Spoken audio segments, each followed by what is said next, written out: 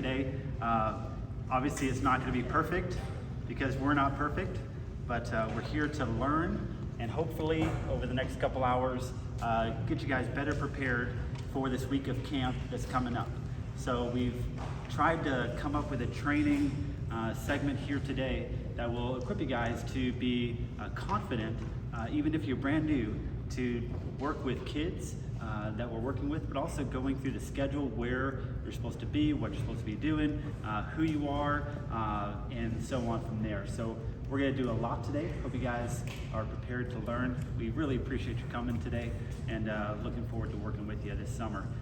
We'll start with a word of prayer, and then Pastor Ben said he's going to come sing the camp song for us, and then we'll get started. Father, thank you so much for all your many blessings, Lord. We are so thankful for this air conditioning building and the time we can spend together, Lord, just focusing on how we can be better servers. Lord, we are honored that you would include us in your ministry to these kids. Father, I just pray that you would give us wisdom, knowledge, and understanding to handle every situation. Father, we just pray for our week of camp. Lord, I pray for each one of these volunteers that are here today and those that can't make it, Lord, that they would be strengthened even these weeks ahead, Lord, heading into camp, that you would protect them, their families, their finances, their bodies. Lord, we just pray for the kids as they're preparing their hearts and minds to come to camp. I just pray that your Holy Spirit would just work in their lives. And as you drew all of us to you, Lord, we just pray that you would draw and continue to draw each one of these kids to you. Help us to be good stewards of your time and your money this summer, Lord. We love you and thank you. In Jesus' name I pray. Amen. Okay. All right. Well, my name's Noah, and my wife and I are the co-directors for this branch. We've known most of you guys for many years, and some of you we just met for the first time because we've only seen you on Zoom. Okay, so, but we're glad you're here today. We've got an agenda that we're going to walk through slowly together, but before we do, we'd like to do some introductions because a lot of people aren't from this church, a lot of people are not from this city, so we'd like to do some introductions. Now, how we're going to do that is if you turn in your little book that we gave you, we're going to look for the roster page where everybody has like a job. I think it's like maybe the fourth page over.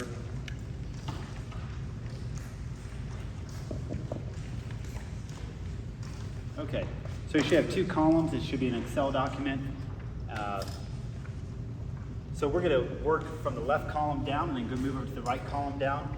And when I say the position and then the name, if you guys could stand up and just wave to everyone so you can kind of see who we're working with this summer, I think that is helpful to say, hey, that's a fishing guy, and so on. So, like I said, I'm the one standing, and my name is Noah Paulson, and I'm one of the camp directors here. The next one is my co-director, my wife. This is my wife. This is Vanessa. She's wonderful. If you need any paperwork or any application questions, she is on top of that this year. Our placement coordinator this year and our professional counselor, this is the young lady, wave to her, this is Heather Tedderton. So Heather has been working all year, working with social workers in the state, lining up the kids that are going to be coming to camp this summer, talking to the parents, talking to the social workers, hours and hours and hours. We owe her so much. Lord, can we give a round of applause for Heather? Thank you, Heather, so much. Okay, the next lady is not here. Her name's Annis Weeks. She's in charge of praying for our campers during camp. Miss Pat Gates, registration coordinator. If Pat Gates is in the room, hey, there's Pat. Her knees are hurting, but you raise your hand. She's going to be helping us with registration this year, as she has in the past. Our Dean of Women is Gina Montag. Gina's over there. Wave, there's Gina. Very cool. Dean of Men is Matt Montag. I'm sorry, Matt. There's Matt. And so what Dean of Men and Dean of Women do is they oversee and serve the counselors. And so they spend all week following the different counselors around, making sure they don't need anything. The kids are in safe hands, and they do a great job. So we appreciate Matt and Gina. The two nurses this year, we have Karen Hunsinger, who's in Florida. So Karen is going to be watching this shortly. Thank you so much, Karen. And also Liz, she's out of town as well. So those could be our two nurses. Our nurses, they are obviously at check-in, but they also handle all the medications for the kids. Now, most of our kids this year, if they're not in a stable household, are on at least one medication, if not 6. And so their job is to know all the scheduling for all the kids and follow them around camp and make sure they're all taken care of. So they do a phenomenal job. Our activities director is Tony Philodora. He is not here tonight or this afternoon either. He had some health issues, and we're praying that he'll be able to come to camp as well. Mitch Mitchell, as you heard this morning, is retiring, and he is going to Jamaica. So I just found out this morning he won't be there at camp. So we have an opening for a flag instructor this morning. If you're interested in doing that, we'll talk about that in a little bit. Our GIT coordinator, these are our graduates in training. Our camp runs from 6 years old to 12 years old, and the 12-year-old year, when the kids get to 12 and they come to last, they graduate from Royal Family Kids Camp. So we have a special person that's in charge of just our graduates in training, and that is Teresa Alsbrook. Say hi, Teresa. This year we also have Regina Brooks. Regina, she's working with Teresa as well, because all of our graduates this year are going to be girls. We have 5 girl graduates, no boy graduates. So they're going to be tag teaming the girls this summer. Our next one is our variety show coordinator. This is Kathy Thompson. Kathy. Here's Kathy Thompson. She's wonderful in every way.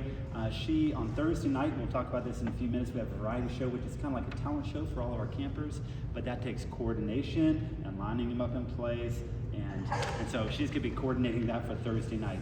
Okay, keep on going. Program director, this is Angela Brewstad. Angela, very cool.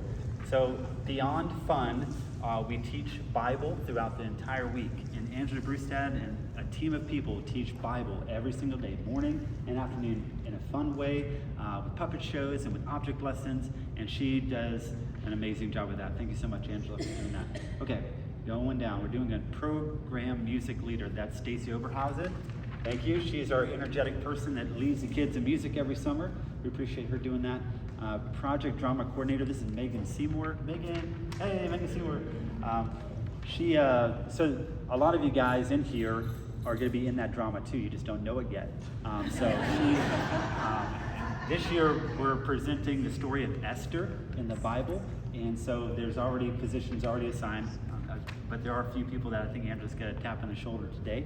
And so we do that for the kids to show a Bible lesson in drama form, which is phenomenal.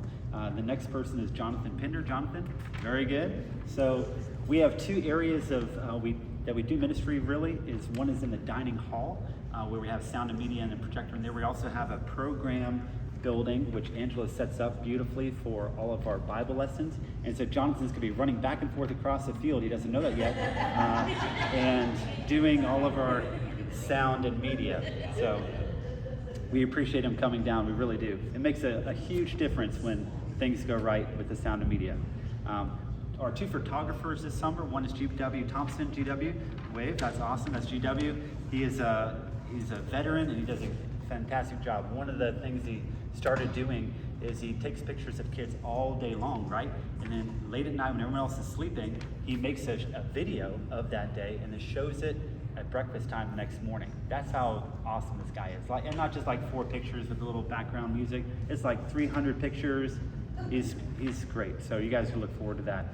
But thank you, GW. And Beth Hawks as well does a great job. Great grandma this year is Elaine Krause. Elaine, there she is. Wonderful. She loves on the kids all week. Grandma and Grandpa are Hal and Vicki Breadbinner.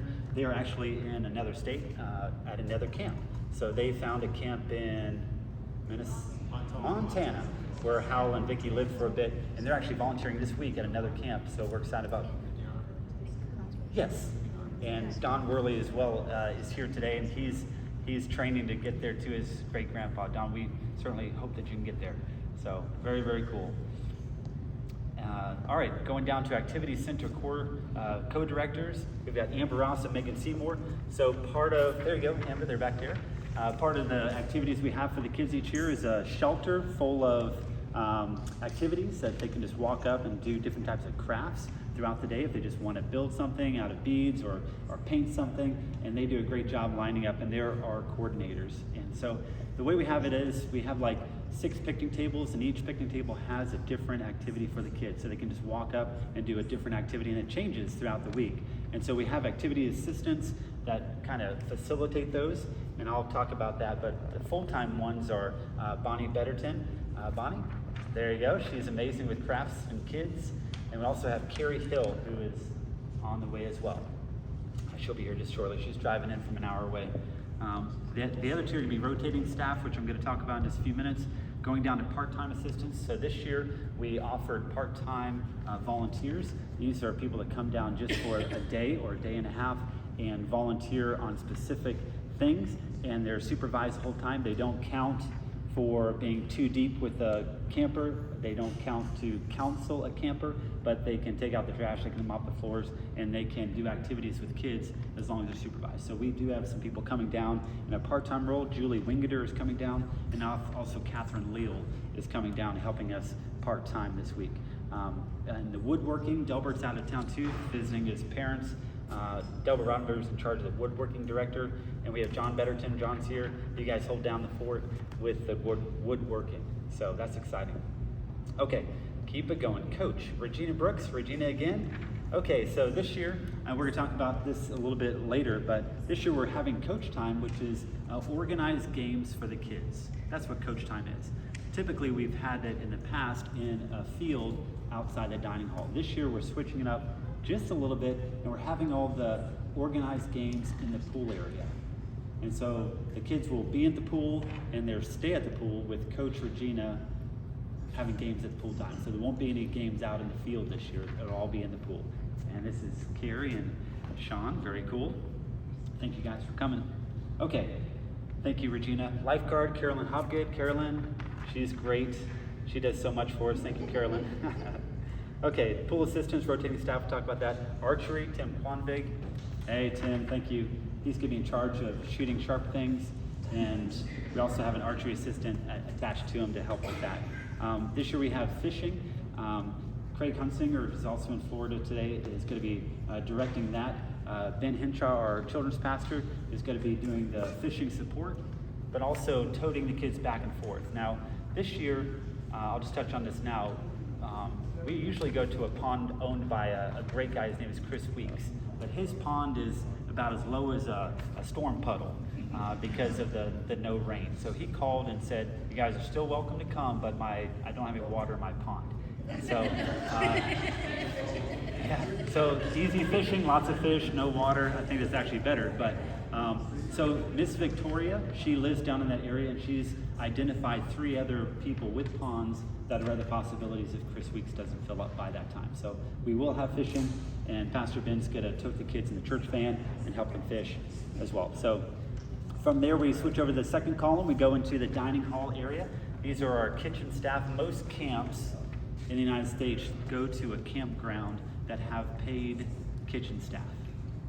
It's included with the camp.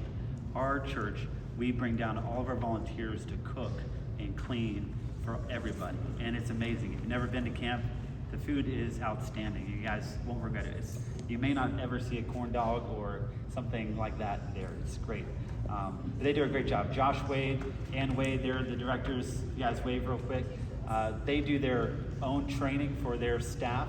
So Beverly Gardner, Charity Dreyer, Brenda Shields, Faith Wade, and David Alsbrick all get trained by them throughout the year. We also have a rotating support staff for the dining hall. This is something new.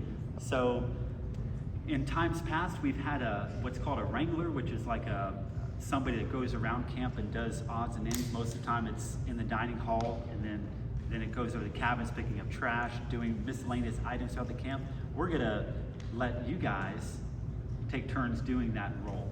So each day we're gonna rotate. What's that? Yes, you get to drive a golf cart, so that's a plus. So we'll teach you how to do it. They're all very simple tasks, but I wanted you guys to see what we're asking these people to do, and it's really a blessing to go around and serve in this way. So that's good. That's what that is, the dining hall and wrangler. You get to help Josh for a little bit and then go out and do some fun stuff with that.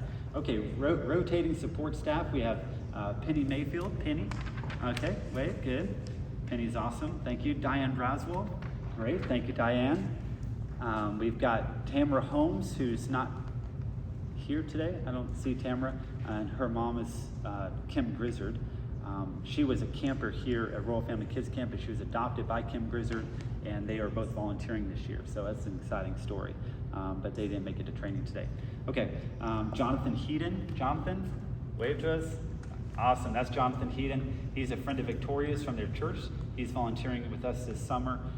Janie Schenkel, right up front. Hi, Janie. Thank you so much. And Terry. Thank you, Terry. Terry's awesome. Kathy Thompson is also doing that amongst everything else. So Kathy is so amazing. She's in charge of the variety show, but she's also going to be floating around helping all of us make it a great week at camp. So that's why she's there. Same with Teresa Allsberg. She has the GITs, but she's also going to be floating around helping us make this thing work. Also Emma Paulson. That's Emma back there. And Mitch Mitchell, like I said, he's going to Jamaica to celebrate his his retirement, which he should. And Micah, is Micah here today? Hey, Micah. And Carrie, can you raise your hand, Carrie? That's Carrie and Micah. Thank you guys for helping this summer. Okay, counselors. Yeah, have you guys stand up when I call your name. That way we can see everybody. It's kind of hard, we're pretty full. So the first one, Eric, if you want to stand up. Say hi, Eric. Eric Alvarez. Very cool. Now, he's going to be talking later. You'll hear his story, but a little bit about Eric. He's from California, and he recently moved to the North Hills area. He grew up as a camper in California, right? Then he became a counselor, and then he's been traveling around different places throughout his life and volunteering at our RFK camp at every city he goes to. Now he's here. His girlfriend is going to law school, so he's here, and he wants to join a family. And so we said, come on. So his personal reference on his application was Wayne Tesh and his cell phone number, which is the founder of RFK. So I'm not sure if Wayne sent us a spy in, but anyways, we're excited to have Eric here this year. The next one is Vincent Perillo. He's in Tennessee, but he'll be joining us for camp. Bob Schenkel. This is Bob Schenkel. He's another male counselor. Great job, Bob. Thank you. Josh Stillwell. That's another counselor. Sean just walked in. I saw it. There you go, Sean. Sean's another counselor. Corey Robbins. I thought you were standing, Corey. And Mike Pruitt. Now this guy, I'm going to stop here just a second. This guy is phenomenal because before today, he thought he was doing something totally different. We had his own special activity center called Uncle Mike that the kids could just go see what Uncle Mike's doing, whether it be drone flying or, because he has every toy in the book, and then he's got a garage for all the other toys, right? And so we were looking forward to having Uncle Mike be a part of our activities, and we had several counselors decide they couldn't come this year. And so Mike got stepped up into his role, and he loves the kids, and he's okay with it, and we appreciate Mike so much. But because without counselors, we can't have kids. And so it doesn't matter if we have the most amazing activities if there's no kids. And so Mike was willing to change roles, and we thank him so much. Another gentleman, his name is Lobby. He's not here as well, but he's phenomenal. Johnny Carr, another male counselor. Hey, Johnny.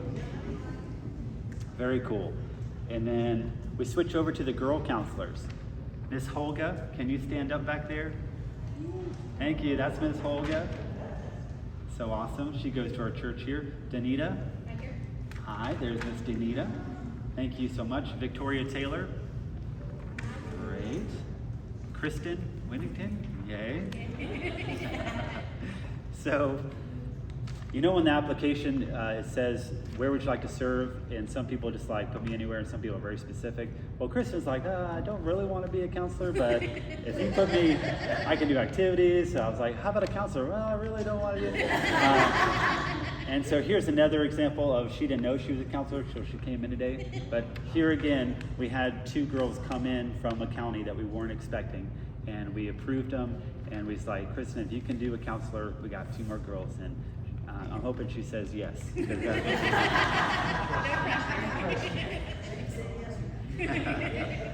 So she's good friends with Heather, our placement coordinator, so Heather said that she would help her, so we got this.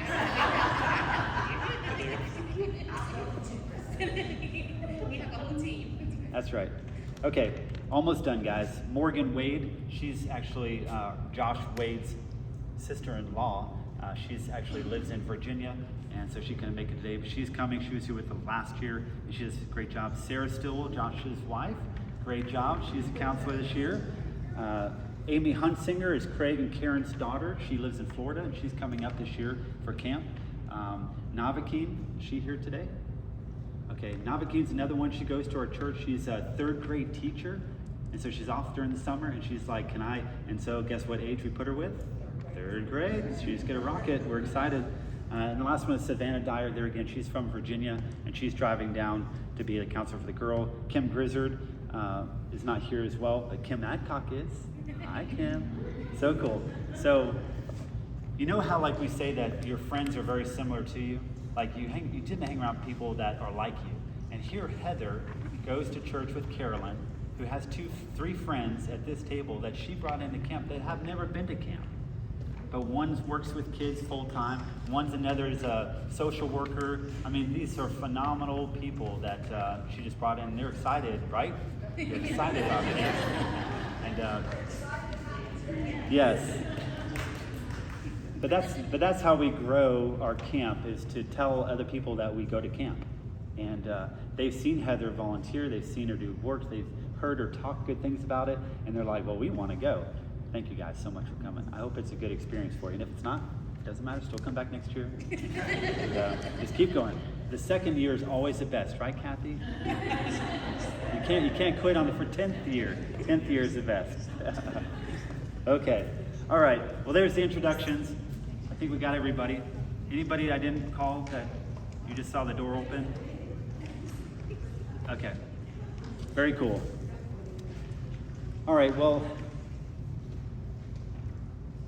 I apologize for this part of today's message, because I realize that I'm going to be talking most of the day, because after I did all the skeleton work of this, Teresa, of the training, the next step is how you make it awesome. And so I spent so many more hours trying to make this day awesome, and they're just like, you just do it. So we're going to try to make it awesome, but we're going to pass the mic off to different people today, so you're not getting tired of me talking, I promise, okay?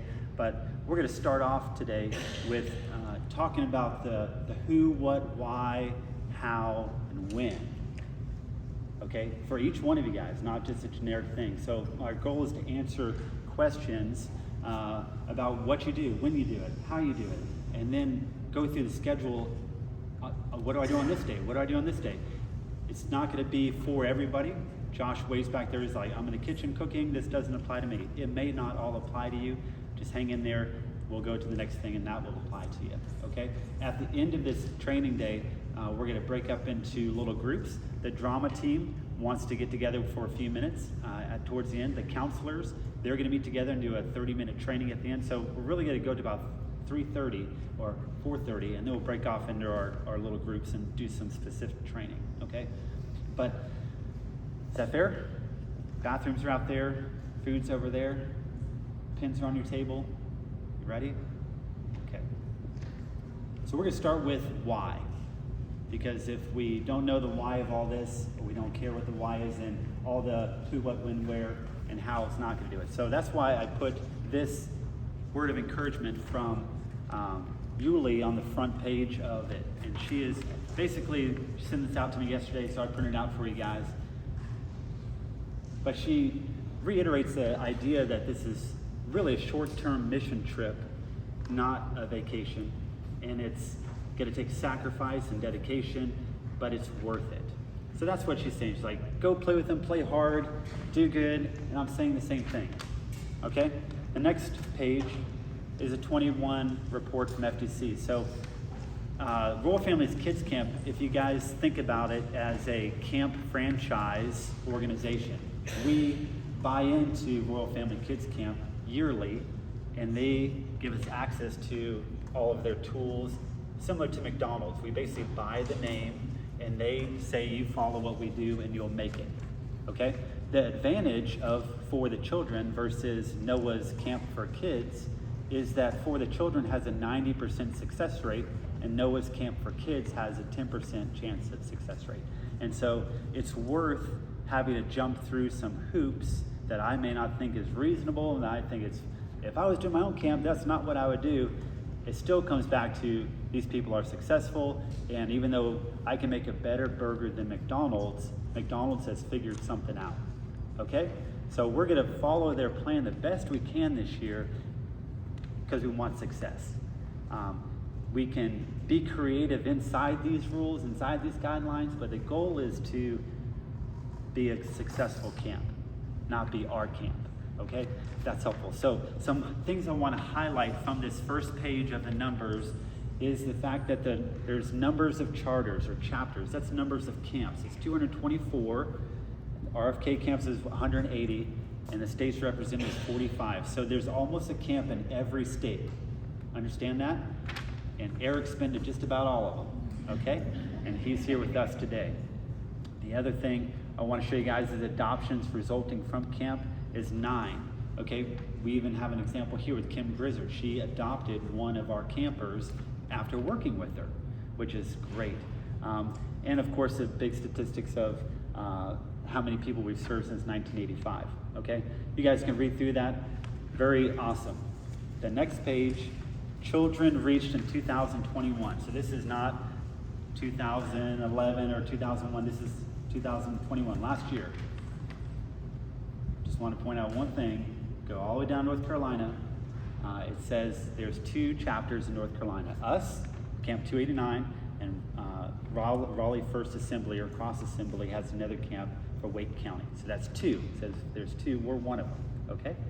And looking over across here, it says 39 kids were served last year at camp. That was all us. So because of COVID, they were not allowed to have their camp in Wake County last year. And some other details, but we pushed through, we jumped through a lot of hoops. Kathy and Teresa, we had kids facing different ways, sleeping, walking upside down, all messed up, but we did it. And 39 kids were served. But the sad number is the next one over.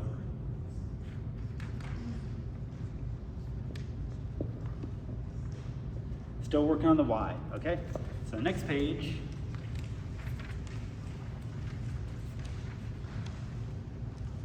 So each summer, the kids have an opportunity to fill out what's called a Dear God or Thank You God letter. And these are 2 that were on the website just from Tulsa, Oklahoma. And they're not the most phenomenal letters. You're not gonna probably write a country song about them. But I put them in the packet today because I want to show you that the kids, it does matter to the kids. They are, it's more than just a YMCA camp. God is mentioned, and there are moments like this Dear God letter that really changes the perspective of what they're thinking about at the moment. It's almost like filling out a grateful journal when you actually switch your radio station from negative to positive simply by writing down what you're grateful for. Good things happen at camp. This is why we're doing it. It's for the children. That's why they called their name For the Children. But we're doing it for the kids, and I'm glad you guys are a part of it with me. It's very, very cool. Okay, so that's the why, for the kids. Got that? All right, very cool. So what's the next one in your packet? Mine's this. Oh, that was it before I called everybody's name out. You got the right page. I'm looking for mine.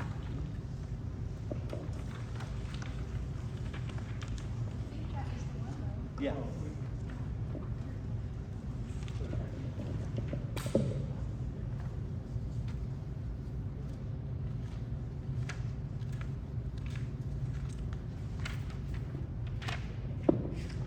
So if you guys could just pass up some money, we'll buy a stapler for me. Probably should have stapled these. Okay, so I'm looking at the roster sheet that we went through for the introductions. I think it's all pretty self-explanatory if you've been to camp before, except for these rotating support staff. So that's what we're going to talk about off of this for right now. So that's the next sheet in your pamphlet is the rotating support staff. Now, if you are a rotating support staff, you're more than an assistant. You're actually a trained person that very well could be a counselor if somebody calls out tomorrow. Okay? Because the rule of thumb is that everyone in this room are counselors until we find other people, right? So this form that I'm looking at here, it says Micah is the first one. So this is going to be given to each rotating assistant, this is just an example of it, but if you are a rotating assistant, it talks about where you're going to be, the tabernacle. It talks about during meal times, which cabins you're going to be sitting with. Cabin B1 is for boy 1. In program time, where you're going to be sitting, cabin B1, right? And activity times on Monday afternoon, where are you going to be, and so on. And so you can carry this with you, not the whole page, I'll have it cut up individually, but you'll be able to see what time, where you're going to be, and what you're supposed to be doing. Does that make sense? Helpful? Yes. Okay. This isn't all inclusive. I just want to show you in other years what we did is like we said, Kim, you're with Pool, we'll see you on Friday. And Kim was really tan by Friday, okay? And we would put somebody else with fishing all week long. So what we decided to do is, as we start bringing in new people, we want to develop new leaders, okay? So somebody's not stuck in fishing to 30 years working with this program because they've always done fishing, right? And so we want to give our up-and-coming rotating volunteers, rotating staff, a chance to see what it's like in each station throughout the week, okay? And so hopefully, if you don't like it, great, you're only going to be there for one day. If you do love it, come back next year and we'll see if we can't get you more time there.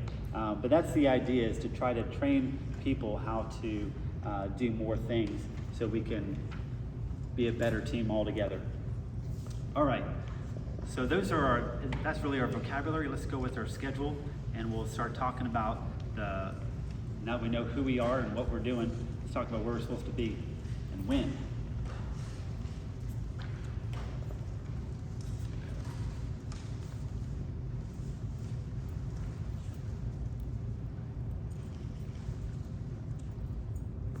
Before we do that, just looking at my notes, it's always helpful to do.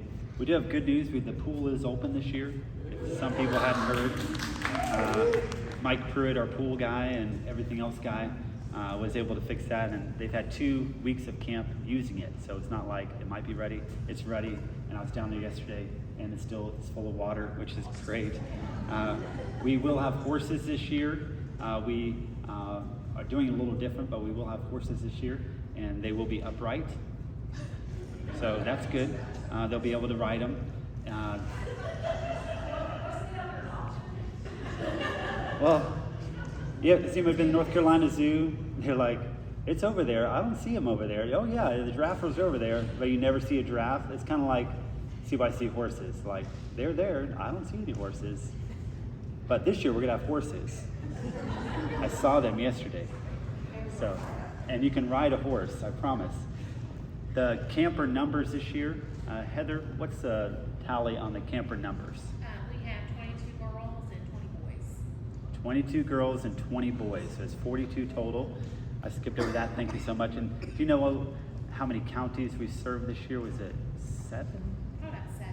Yeah. We have Garnet County, Cumberland, Johnston, Richmond County, Onslow, and Sampson County. And Wayne, and one of Wayne. That's 7. Is that 42 a pretty common number? Yeah, it's pretty far. Yeah. And we have 3 alternates, so if, for whatever reason, if someone is not able to come at the last minute, we have 1 or alternate and 2 full alternates. For those that are watching the video, she said that there's going to be 42 campers, 20 boys and 22 girls from 7 different counties, and we've got 3 alternates. If one of those or 2 of those can't make it, we can put them in. But thank you so much for your hard work. Very, very cool. We also have, here at our church, we have a birthday party that we'll go over here in just a minute, but Vicki Breadbinner, who's not here, is going to be doing a birthday party fundraising kind of thing in our church. So you'll see something, not this Sunday, but next Sunday, something about Birthday Party RFK. Just want to let you guys know that's coming. She's going to be letting people of the church buy birthday presents that we're going to put in the bags for the kids during camp. Okay, so that's what she's doing. We also have a Royal Family fundraising dinner. We have that after camp each year. It's the second Wednesday after camp, so mark your calendars. It's June 27th. It's a Wednesday. We're going to be back here celebrating our awesome summer and telling all of our friends about it. So I'll tell you guys more about that. And then we'll also be giving out the certificates that you'll earn for going to camp, and all your little pins that you wear from going to camp all the years. We'll give that to you too at the celebration dinner, okay? So that's, okay, those were the announcements that I was supposed to get to before I went into the thing. All right, back to the schedule. Ready? Okay, so we went over this in the last training, but I just want to talk specifically more about things that have changed. Okay, so a Sunday, July 10th, camp really starts that morning here at church. If you guys look at your schedule, if you get here at 8:30, we'll get you checked in with your lanyard for camp as well as your t-shirt. If you want to change into your t-shirt, that's fine. If you want to wait till after church and change your t-shirt, whatever. But we all sit together in the sanctuary, and then they commission us to go down to camp in that morning service. This year we're providing lunch for us, so after service is over, we're having lunch catered down to the camp, so just get in your cars and roll down there. If you decide to carpool together, you're welcome to leave your car here in the church parking lot and ride down to camp with somebody, and that totally works. I put the address in there because first year at camp, I was like, okay, we're going to camp. We had our cars all painted with balloons, and we're like, where is the address to the camp? And I was like, I probably should have known, but I didn't know. I had to like go back through all my camp training stuff to try to find the address. It's there, guys. That's where we're going. Okay. Don't, on a more sensitive note, don't post that address or where you're going on Facebook or any social media. That's just for us, private in this room. We're not allowed to pass that out or post it online anywhere, okay? We're gonna have a catered lunch down there. It's gonna be Jason's Deli, so it's not gonna be McDonald's. Thank you, Tim. And sandwiches, chips, apples. If you want to get something different than that, you're welcome to. Lunches between 12 and 1, but then we'll start with our training at 1 o'clock down there, which also includes our camp photo. Every year we take a picture of all of us from camp, probably a couple pictures. GW facilitates that, but we all need to be in our camp shirts for that picture, so change up here, change down there. The camp setup. So at 2 o'clock after our training and the shirts, we're gonna be setting up the camp. Counselors, you know what to do, cabins, tabernacle. We're gonna be doing our check-in and check-out from the tabernacle building, which is where we checked out last year. We have a diagram on the next page over. If you wanna flip over to the next page.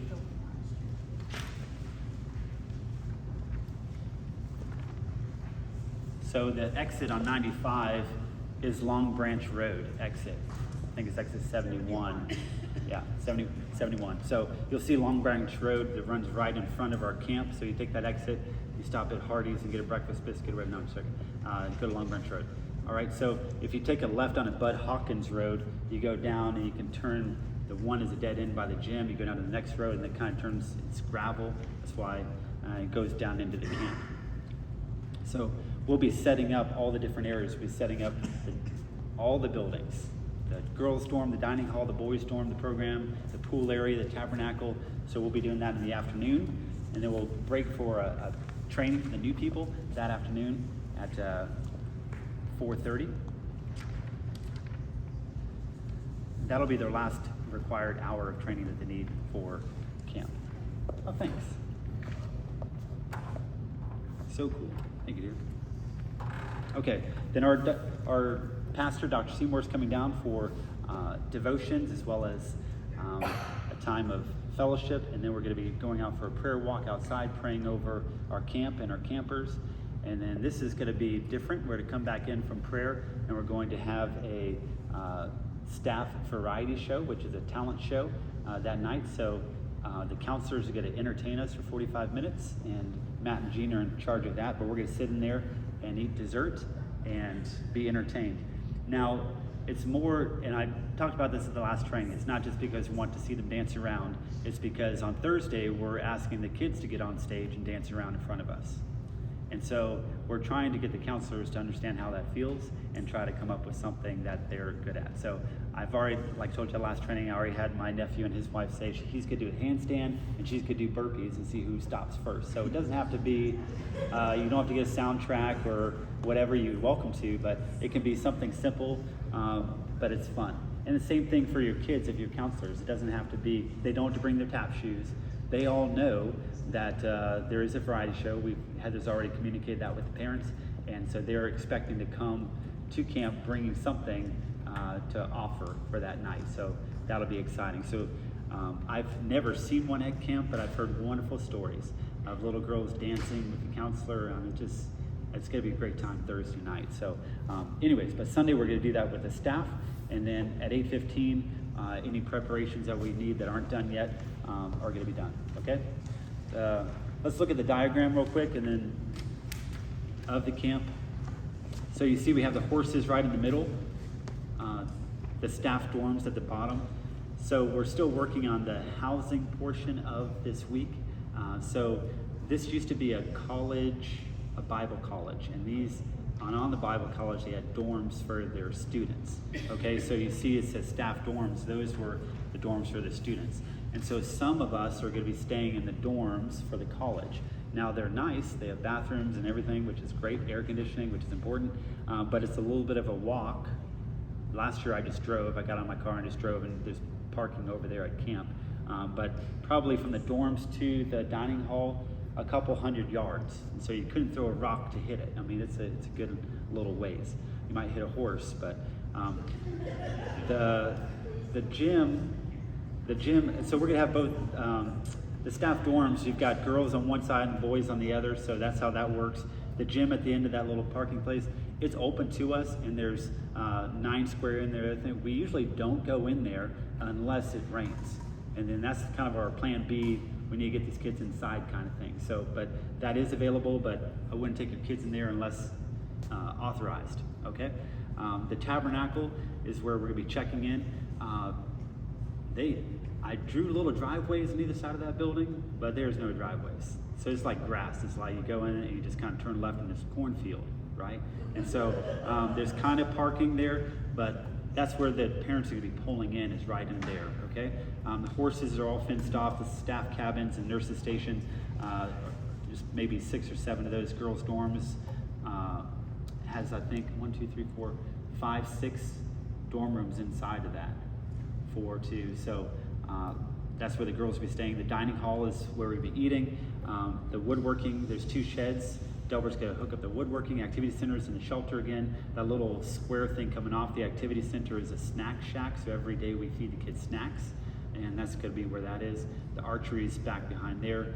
Of course, the boys' dorm, and the pool is working. So program area, good. Everyone know, it was so funny. Side note, I just created this in Publisher just to give you guys an idea, because some of you haven't been to our camp. But this is actually a youth camp called CYC. It's Crusader Youth Camp that we're using. And they have a map that's similar like this. And I got their map. And I was down with Mike fixing the pool 2 weeks ago, just doing some touch-up work, nothing serious. And they were having camp. And the kid carried his map over to me and said, can you tell me where their rec hall is? Now, on their map, our program is their rec hall. He's like, do you remember this, Mike? He's like, can you guys tell me where the rec hall is? And their camp is totally different. There was not a counselor or an adult in sight, at least 40 kids spread out. They're just, I mean, they're kind of like controlled chaos, just stay within the fence kind of thing. And so he was walking around with you, and Mike's like, yeah, it's that building right over there. He says, well, I went in there, but that's not a rec building. He's like, that's a rec building. Because before we get to it, it's just an open, empty building. But Angela turns it into an amazing Bible adventure program. But they hadn't done nothing to it. It was just a cold, dark room. And the kid was so disappointed. But anyways, that's so funny. Sorry, Mike knows. It is so funny. Okay, we laughed about it afterwards. We didn't laugh at him. Okay. I'm almost done talking. I'm going to pass this over to the next person. But yes, Miss Gina. Yes, I'm sorry. There's basketball goals there. There's a playground there that I didn't draw in. There's a hiking trail that goes behind there. There's some things that you can do there that I didn't add in there. But yes, thank you so much. Okay. I'm going to pause here and bring up, so we really have just a few key things that we do, but we do it every day of the week. So the first thing that we do is we feed them. So it's called mealtime. So Josh is going to come up and talk to us about mealtime, and then we're going to do a little bit of role playing on how to get better at mealtime. Okay, so Josh is going to come up. Give Josh a hand, and we'll get started with mealtime.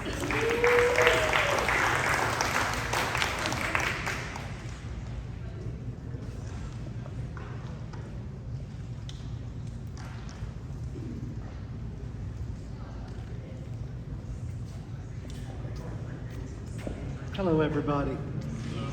So, Anna's passing out these little dining hall procedure sheets. Those of you that have been to camp before know all of these little requests. I'm going to start. Staff servers, those of you that are not counselors, the counselors are always waiting outside of the dining hall with the students, waiting for us to open the doors and welcome them in. And when they come in, we all hoop and holler and make them feel special. So please, staff, don't forget to do that. Those that are serving on the inside of the dining hall before the kids come in, there's some key things that you can be doing to prepare for their arrival. Making sure the silverware is set at the table. Those are put in little containers in the middle of the table to keep the flies off of them. So just before the kids come in, we put those out in the right places. This year, things will look a little different in the dining hall. We are using round tables this year. Just looking for something different, so it might be a little tighter than normal, but we're going to try that and see how it works. I'm hoping we get 9 people around each table. That would be 2 sets of kids with their counselor, 2 staff assistants, and then there's room for 1 more person.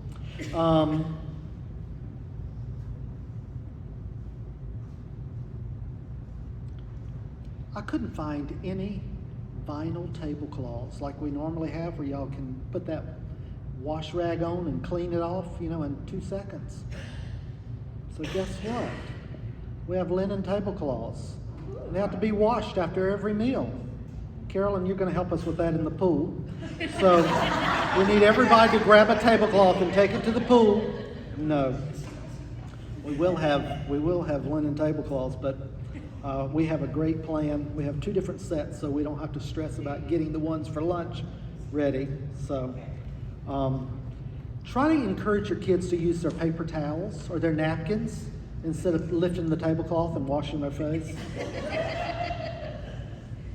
I just thought about that. But they're only going to hang over the table 9 inches, so it won't like they'll be, wiping their feet with them. Let's see. Most of this you already know. The counselors sit between their campers. The assistants are making sure that the kids get anything they need off of the salad bar. We do not let kids go to the salad bar. There will be some things on the salad bar that the children may not know about. It's not that we're trying to keep it a secret, but we do try to accommodate our workers as much as possible. So, for example, Janie Schenkel asked me, can we have some soybeans on the salad bar to provide a source of protein for some of you that don't like bacon as protein? And I can't imagine why anybody would choose a soybean over bacon, but there are some of you out there, and you'll live longer than me, but so there will be soybeans on the salad bar. We have these little cards that the first time you're with your kids, we want you to fill these out and send them in. And the kitchen crew will make sure these salads are prepared every meal. So if your kid decides, I don't want a salad, well then just tell us and we won't prepare them one. But otherwise, we're happy to make sure the salads are ready for the kids, and that's one less thing that somebody has to do when they get to the dining hall. So just make sure we'll have their names on them. We ask you to highlight what they want. Sometimes people don't follow instructions, even adults. But just make sure that these are marked with what the kid wants. and we'll make sure they're on the table. So like soybeans will probably not be on the kids' list, okay? All the normal stuff. There are some cool changes this year, like on the salad bar. You know that salad bar lettuce like you get when you go to Pizza Hut? That's like what we use every year. That's what we're going to use to make kids' salads. But up on the salad bar, there will be a bowl of the spring mix salad mix. Okay, that stuff is so much better for us and it's delicious. I don't know that most kids would touch that. But that's what will be on the salad bar available for you guys, as well as the other.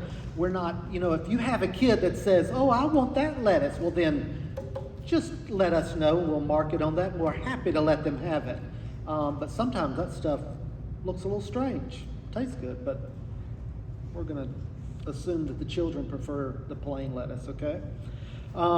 When your kids want extras, we're happy to give them extras. We prepare enough for everybody to have extras, but everybody else needs to be served, okay? So until you see that everybody has gone through the line, don't come up asking for seconds, okay?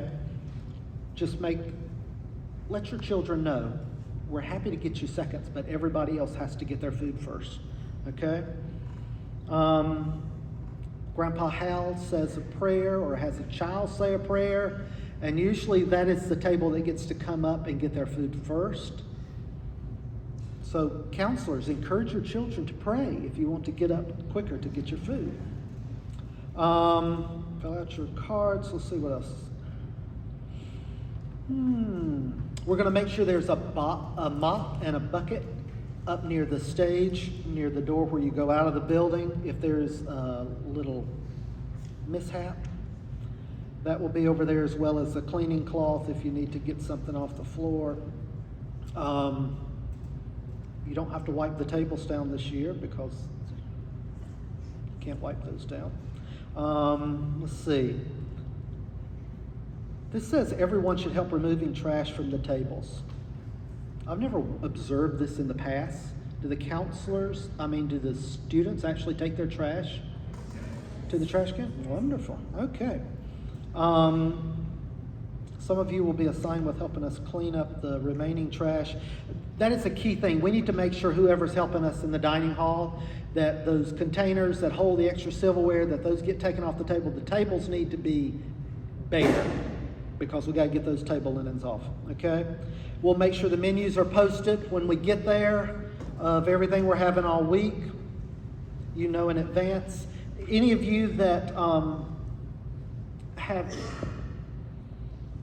dieting restrictions that you want to observe on the week of camp, or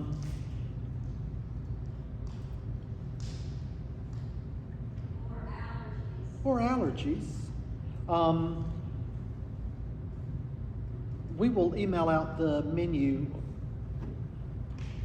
maybe tomorrow. It's done. Our menu's done. I don't know why we didn't give it today, but if there's something you can't eat, there is something you can eat, okay? There's always a great salad bar over there. There's different days that we have. We might have tuna salad on it one day, or chicken salad another, broccoli salad. We always do a broccoli salad that doesn't have bacon in it if you don't want bacon.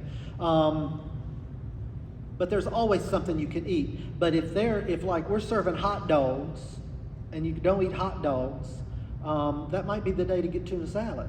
But if your diet is very restrictive, we will make sure there's a place in the refrigerator or the freezer need be. If you need to keep something there and you want to have something that we're not having, okay? Just make sure that you show up in time to zap it in the microwave, okay? We'll make sure that is available to you. Don't offer the children Hot Pockets because we will not have those. There's a little bathroom inside the dining hall. They're the smallest in Harnett County. And quite often they don't work. Quite often. The sink outside the bathroom seems to always work, so we encourage you to use that to wash your hands if you need to. But Pastor Noah said that we will have hand washing stations outside. We would prefer that all the counselors and their kids use the restrooms in your dorms or outside. Don't be bringing the kids back in there. If you're an assistant, staff, and you need to use those restrooms, you're welcome to do that. If the kids were in those bathrooms, they probably wouldn't want to come back to camp. But let's see. If you're working in another station, crafts, wherever, just bring your own materials. Don't come borrow our pots. There's fewer and fewer pots for us to use every year, so we might need those. We make sure the snacks are available for the campers. We're planning to have the canteen open this year for some of the kids to use, but I think because some of the kids will be at the pool and some will be out in the yard on the water slide, our plan is that the kids that are outside near the water slide will use the canteen there by the picnic tables. But we're going to have a cool little, what do you call it? Snack station over at the pool area this year. So those kids don't have to go far. We'll make sure there's a trash can over there so we don't have trash hanging around the pool. You haven't talked about counselor relief time, have you? Okay, so that's going to be a little different this year, and I'm not going to talk about that. All I'm going to say is when the kids are in their program time and the counselors have their relief, that is your time, if you want dessert, that you come back to the dining hall. Usually that's later in the evening, not this year, okay? So Ann said, but that means they have to eat dinner and then they are like eating dessert right away. Yep, that's how it is. Because if you don't come during that time, then you're with your kids the rest of the evening. You can't exactly be eating that in front of them. So you'll need to make sure you get your desserts at that time. And then the desserts for everybody else. Like if you're working with the kids during the program time and all that, we will make sure there's a table set up in the dining hall with your desserts. We're going to make sure our desserts this year are desserts that are not refrigerated. And the desserts will not be served with ice cream. And we're doing that because, sorry, Corey, but we want to make sure these are desserts that can be left out that are available for you, okay? So they'll be already put on little plates and wrapped with saran wrap so that bugs can get on them. In the past, we made, somebody was in the dining hall at like 4 o'clock in the morning making coffee. Not this year. Okay, there will be at least 3 Keurigs in the dining hall. So if you show up at 4:30 because that's what time you get up, or even 5:30 if that's what time you get up, pop a Keurig in and make you a cup of coffee. About 6:30, 7 o'clock, there'll be some pots of coffee. And be a little considerate if you walk in with a 2-gallon thermos that you want to fill up with coffee to last you all day. Well, there goes a pot of coffee right there. So maybe you shouldn't have that much caffeine in the morning, I don't know. But the last thing on this thing says, be prepared to adapt. Things will be different. Things can always be different. It might be one way on Monday and we say that didn't work. Like Tuesday, the round tables may be gone because that was a disaster. But me and Noah don't mind change and making changes, so just go with the flow. If there's a concern, just let somebody in the dining hall know. You're going to eat good if you don't do nothing else all week. There's a few changes to our menu, but nothing drastic. One morning we're having biscuits and gravy. We haven't done that before. What else were we doing different food-wise, Ann? Do you remember?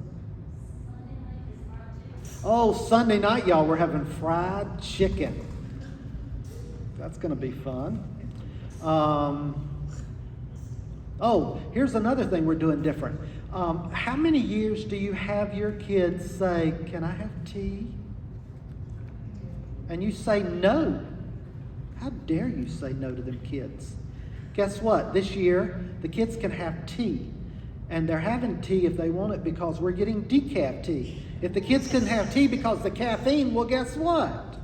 we'll take the caffeine out. There's going to be decaf tea, and no, we won't have caffeinated and decaf. So now here goes those coffee mugs again, but it'll be decaf tea. And we're sweetening it with like a Splenda, so it's not real sugar. It won't kill you, it's just a week of it, okay? We're also, one other change is for breakfast this year, we always have apple juice and orange juice, but never chocolate milk. You know why? Because of the sugar. Do you know there's more sugar in the apple and the orange juice than there is in the chocolate milk? There is. There's going to be chocolate milk this year. But here's the deal.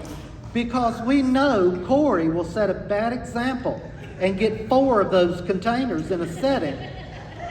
This is one of the things where we limit the children and the adults. So adults, you have to set the example. You can only have 1 chocolate milk in the morning for breakfast, okay? They can get another white milk, but we only ordered so many chocolate milks. So Ann said, well, just let them have them when they're gone. They'd be gone on Tuesday, I'm telling you. So just tell the kids you can have 1 chocolate milk because we want to have it every day, okay? Hey, Corey, just bring a cow. Bring a cow, Corey. A brown one. No. Listen, what was the other thing? Oh, I wanted to encourage mainly the counselors, but this is really important for everybody. We cook some really good food. Like green beans are delicious, okay? And the way we cook them, they're delicious. Even the butter beans. But here's what happens. If you get in the line, and you know, peer pressure is a big, real thing. And so if you come through the line and you say, no, not for me. The kids are watching. And some of them may have tried those beans or those chicken tenders or whatever if they didn't see other people saying, I don't eat that. So my encouragement would be, when you come through the line, if you're an adult, let's be an adult and just let us put it on your plate. And if you don't eat it, don't eat it. But don't make these disparaging remarks in front of the kids because they may give it a try if you don't turn it down. Okay? I watched this lady on YouTube or Facebook. No, I'm lying. I'm addicted to TikTok. But this lady on TikTok named Mama Sue, she has this way of cooking green. Oh, Megan, I'm in trouble now.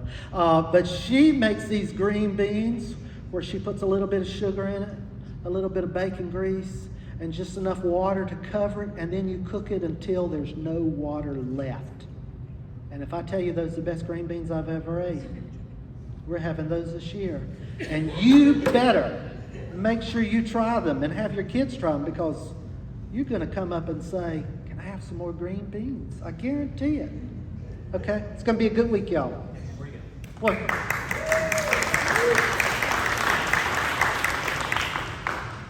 Okay, that was awesome. Thank you.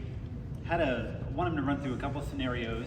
He touched on a few, but just so we know what to do, plan A is easy.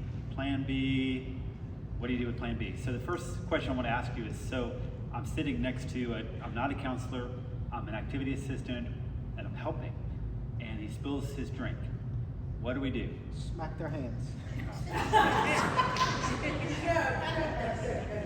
No. I would think that this is where the assistants that are at the table jump into action, not the counselors. They stay with the kids. So the assistants are being mindful of what's going on.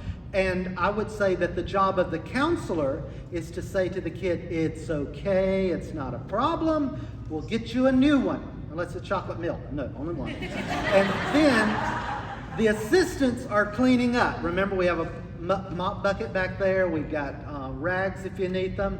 Clean it up, and the other assistant can be replacing the drink. How about that? That's perfect. That's what I want to hear. So do you do the same thing on Monday, Tuesday, and Wednesday for the same kid? If they spill the Yep. drink? Yeah. Absolutely. So Vanessa says you have to work on your shocked face. Like, it's gonna happen. We know. So you You gotta train your face to not look like it's the worst thing in the world. That it's the third day in a row he spilled his lemonade. So yes, okay. Next one is a kid said to me, "I don't like that." So they got those green beans because their counselor didn't shake the head, and they're like, "I don't like that." And there's a pile on their plate. What do you say to them? Well, number one, we'll make sure there's not a pile on the plate, because what will happen when the kid comes through the line and they may say, "Oh, I don't want that," we'll probably say, "We want you to try it." So we'll just put a little bit on there, okay? I guess my question was, is it okay if your kid at your table does not eat his food? Absolutely. Okay. You're not angry? No. Okay. Another option is you can say, well, would you like to try something different? Can I go get something different? Did you see something up there? There's soybeans on the salad bar. That's right. So I had a camper ask me, Ketchup makes everything better. Yes. Yes. Yes, please. First year camp, camper from Falcon Children's Home, went through a couple meals during the day, ate nothing. And I finally said, how come they didn't eat? Is there something we can get to eat? Like, what can you think of that would be good? But she was not a good eater to begin with. And she said, I can eat grilled cheese sandwich. Now, grilled cheese sandwiches were not on the menu.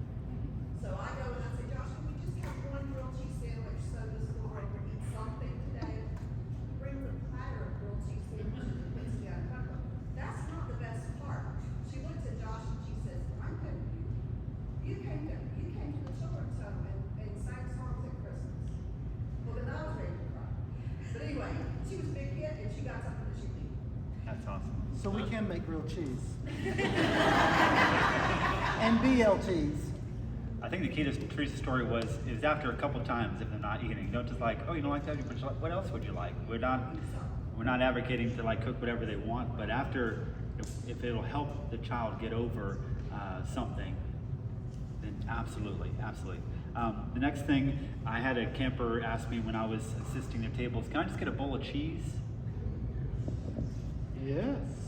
Absolutely. I'll bring you right back. So you go get him a bowl of cheese. Okay? I had another one, had sticky hands. I was sitting next to the camper. I wasn't the counselor. And the counselor was working the table. And he was eating French toast sticks because they're amazing. And the syrup was more on his hands than they were on the plate or anywhere else. I'm thinking, I'm watching him eat it like, not horrified, like, oh my. He was having so much fun. So what do you do? What would you do with sticky hands? It's not your kid. What do you do? They need a wet cloth. What did he say? GW said tablecloth. I think they need a wet cloth for sticky hands. That's right. What we did is we went and got a wet paper towel and we got that taken care of. But I wouldn't bother the counselor. I'd say, I'll be right back and get a paper towel for your hands. And I go and the next day we had French toast sticks. I had it ready for him, for sure. Would it be helpful? You know, one of the things I used to love about going to KFC when I was a kid was they had those little moist towelettes. Y'all remember that? The smell of them. Should we get some of those that we could have on the table? They swallow them. Oh. Is that what you said? Oh.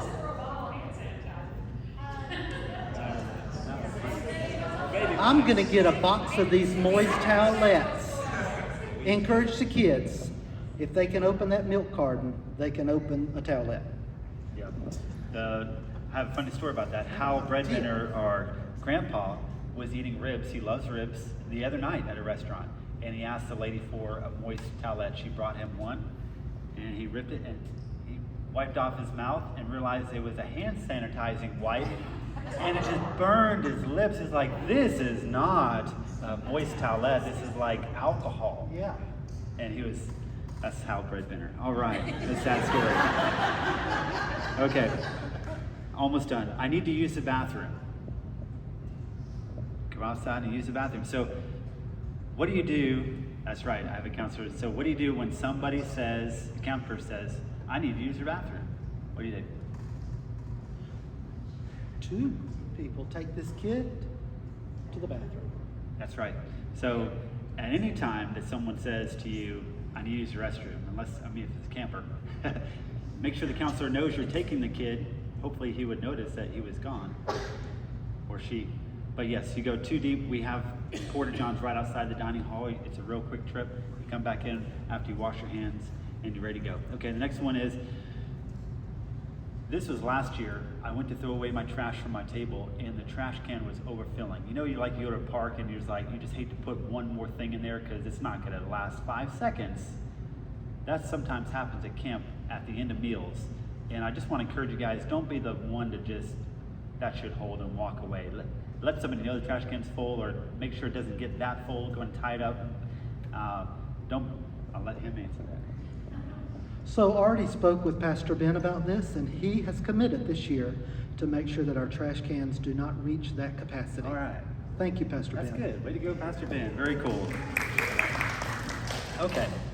The last thing while you're up here is, so Thursday night, we're going to talk about here in a few minutes. Kathy is putting together the variety show for the kids.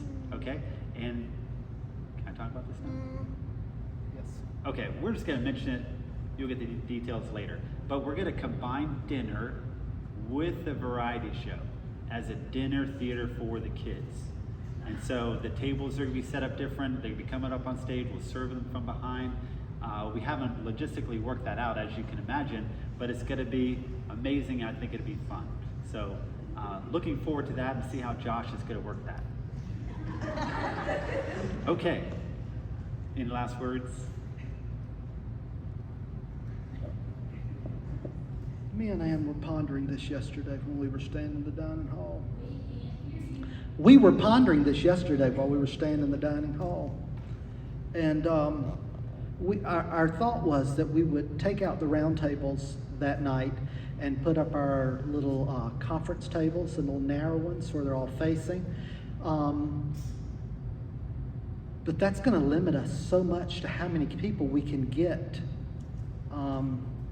So I said to Ann, you know, we've done several dinner theaters at North Haven Church where they sit at round tables the whole night. You just have to shift around like some of you have done right now. So with your permission, You're in charge of designing. we're going to leave the round tables just as they are. And it might be a little kind for you guys to make sure that your kids are positioned to where they don't have to do all the moving. Okay? But also keep in mind that if I was sitting on this side of the table and a little kid was back on the other side where it's convenient for them to see, but yet they can't see over me, that may not be so great. So just be mindful that we want the kids to experience this the best. So look around and make sure you're not blocking anyone. No hats, ladies, that night. But yeah, we'll bring out the food. You know, we'll start with we're going to do our little Italian meal that night. So they start with their mozzarella sticks and marinara, and then we bring out their salads, and then we'll bring out is it lasagna? Spaghetti? Spaghetti. And then they'll actually get dessert that night too. So yeah, 4-course meal. Man, It'll be great. that sounds good. Great. Thank you so much. Appreciate it. Give him a hand. That's awesome. Good job. Okay. Well, I'm going to get back into training, but before I do, if you guys want to take a break, go to the bathroom, go outside, warm up, because it's a little chilly in here, snacks, start back in, say 5 minutes, take a quick break.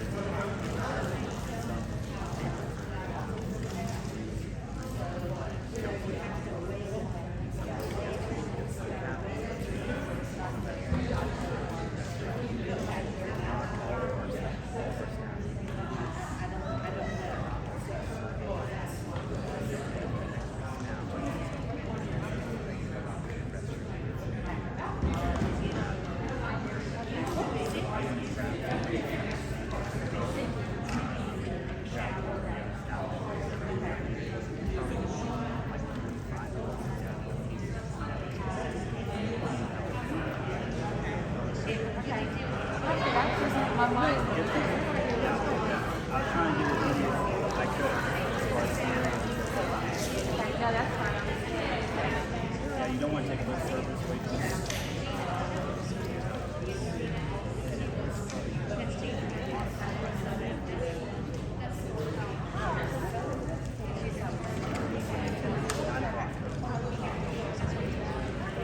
No, you're good. No. Yes, sir.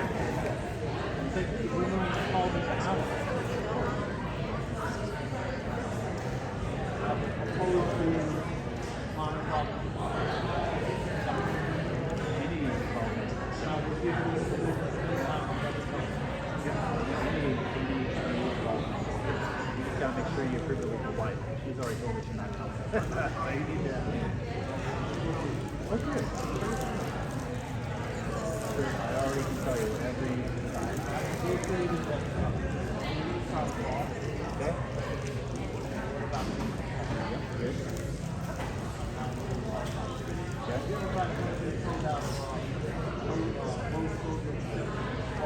No. I wouldn't have agree with you. Or, You're fine right now. yeah.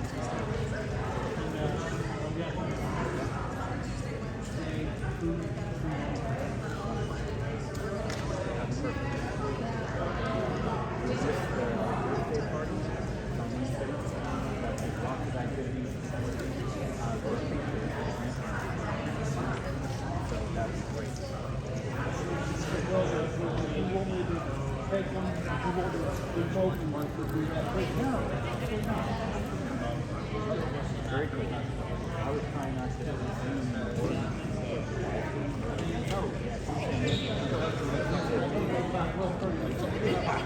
you did good. Coming out a little bit, you can always be good. Get to that seat.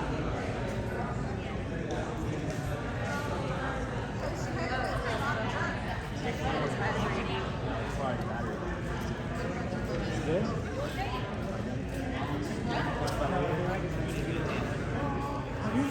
I don't know. Commitment form to train? Look at that.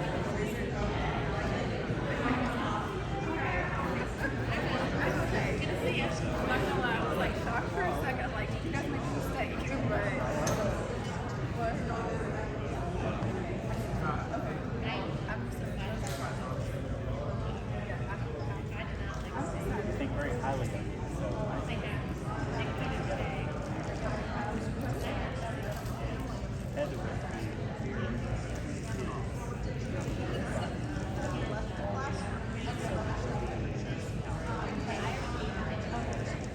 The beds are better.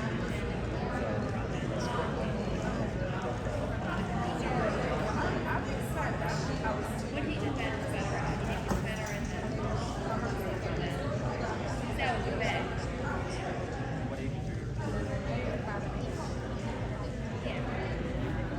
we can hear the story out.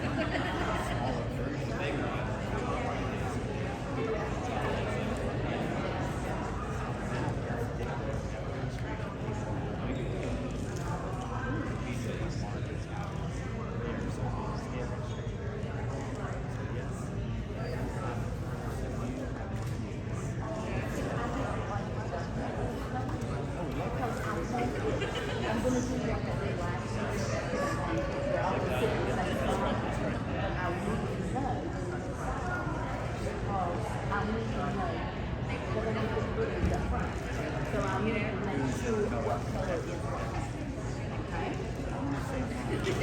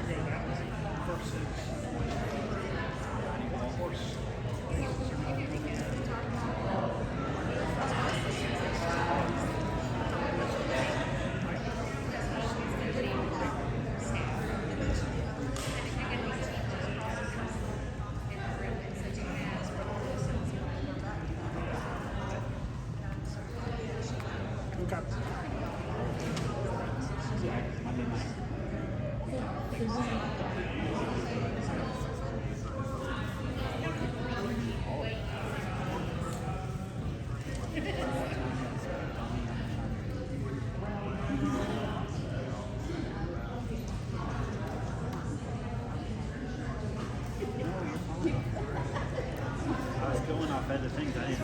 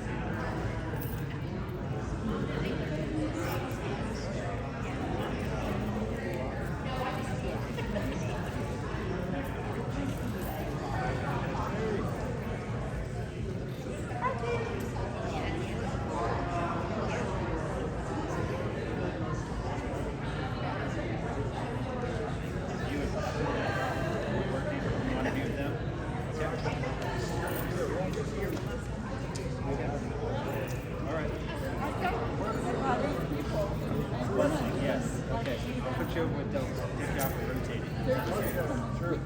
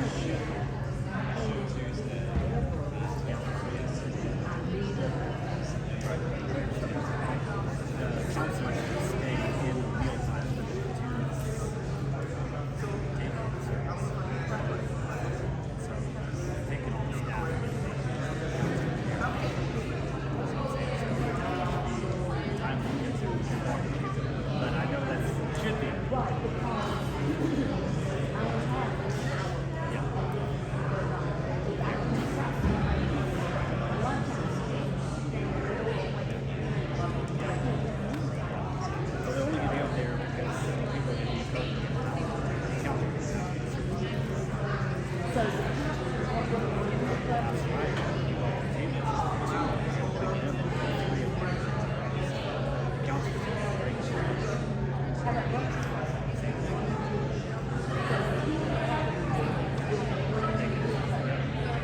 whenever you're ready.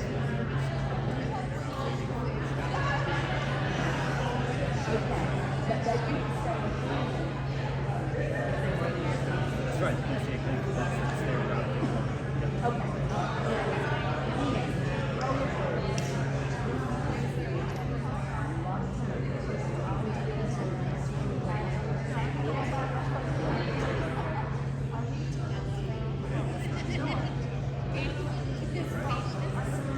So we'll just do it at mealtime.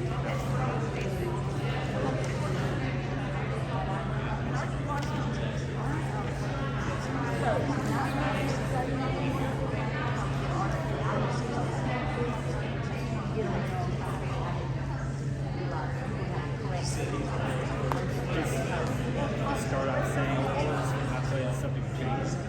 In the name of Jesus.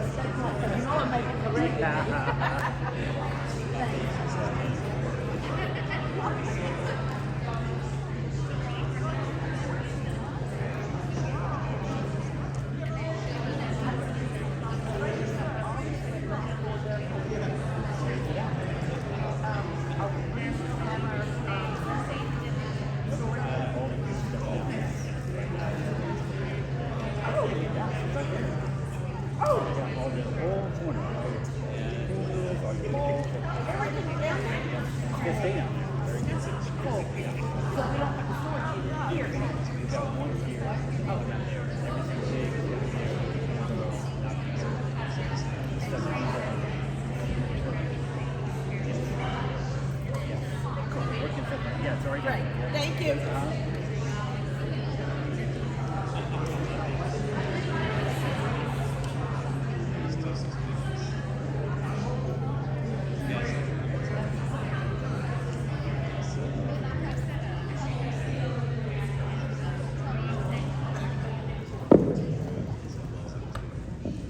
All right. Hope you guys got a chance to visit a little bit and use the restroom. Ready for round two? Round two. So cool. Got to answer a few questions up here. If you guys have questions throughout the day, just write them down and come find us, and we'll try to get them answered. Josh did a great job explaining meal times. That's a big part of our week is that meal time. We got to do it 3 times a day, and so we got to do it well.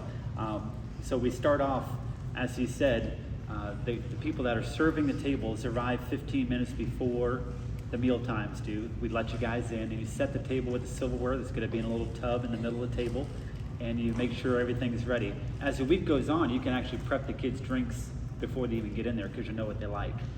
But the first day, for sure, you set the silverware out, the napkins, and then, like Josh said, when they said, open the doors, they open the doors to the dining hall, and the counselors and the kids start filing in, and when they do, we cheer and yell louder than you ever heard before. So they're like, oh, what are they doing? And so what they're looking for is their cabin color. So we're going to give them a color at registration, like the red cabin, the blue cabin, the green cabin. So they're going in, there'll be a banner in the middle of each table with their cabin colors. So they're going to find they'll have their names on the little name badges at the places where they sit. So there won't be any fighting over chairs or I want to sit there. It's going to be all set. So they find their color, they sit down, and when they sit down at their chair, as a server, as a rotating staff assistant, you ask Julius, what would you like to drink today?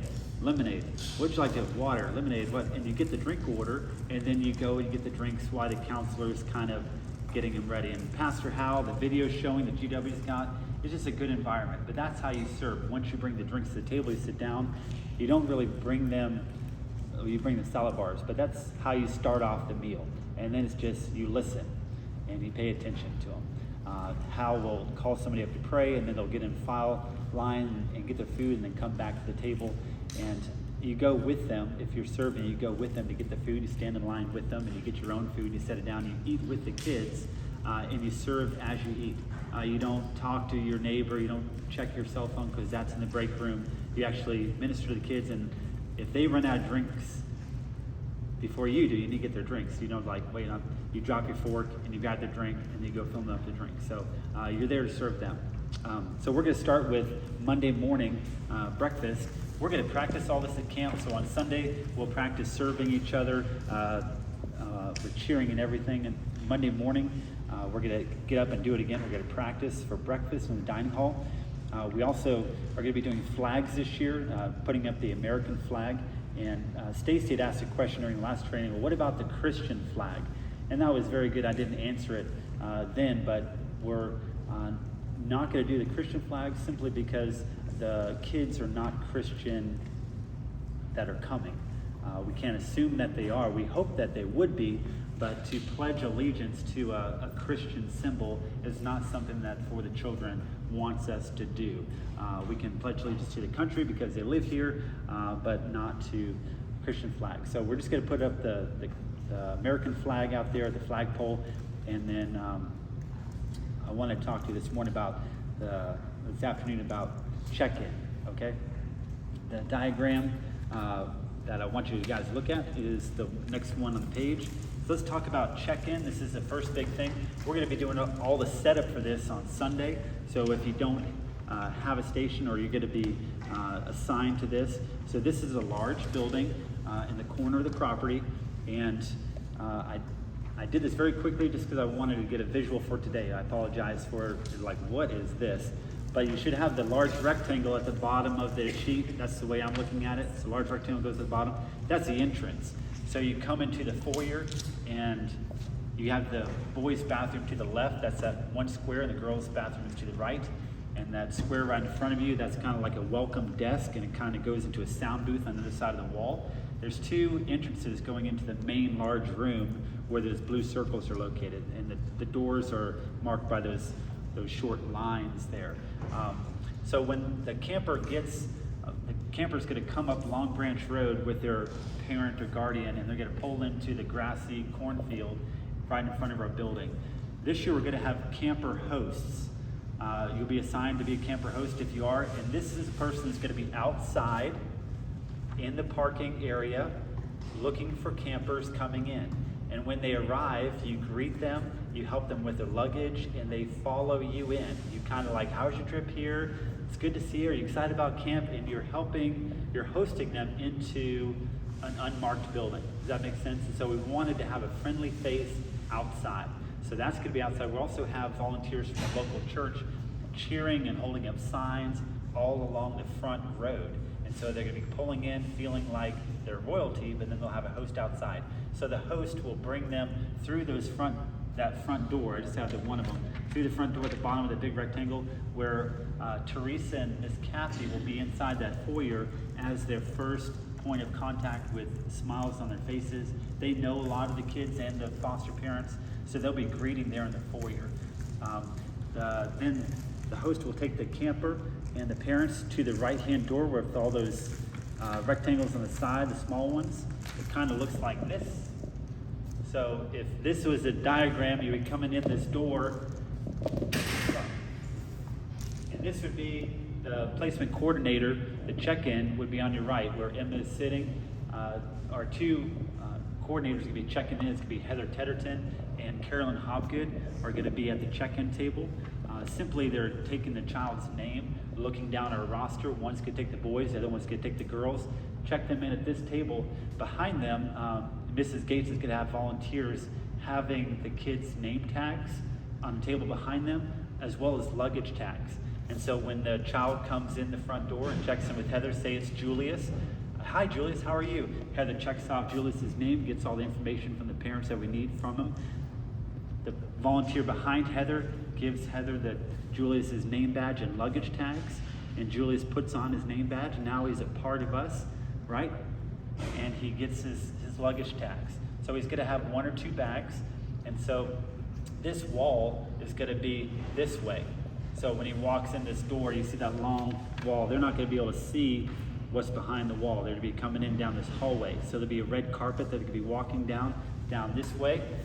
And so they'll be getting their name badge. That way we can identify them from step one. You are Julius, right? And we start calling by the names.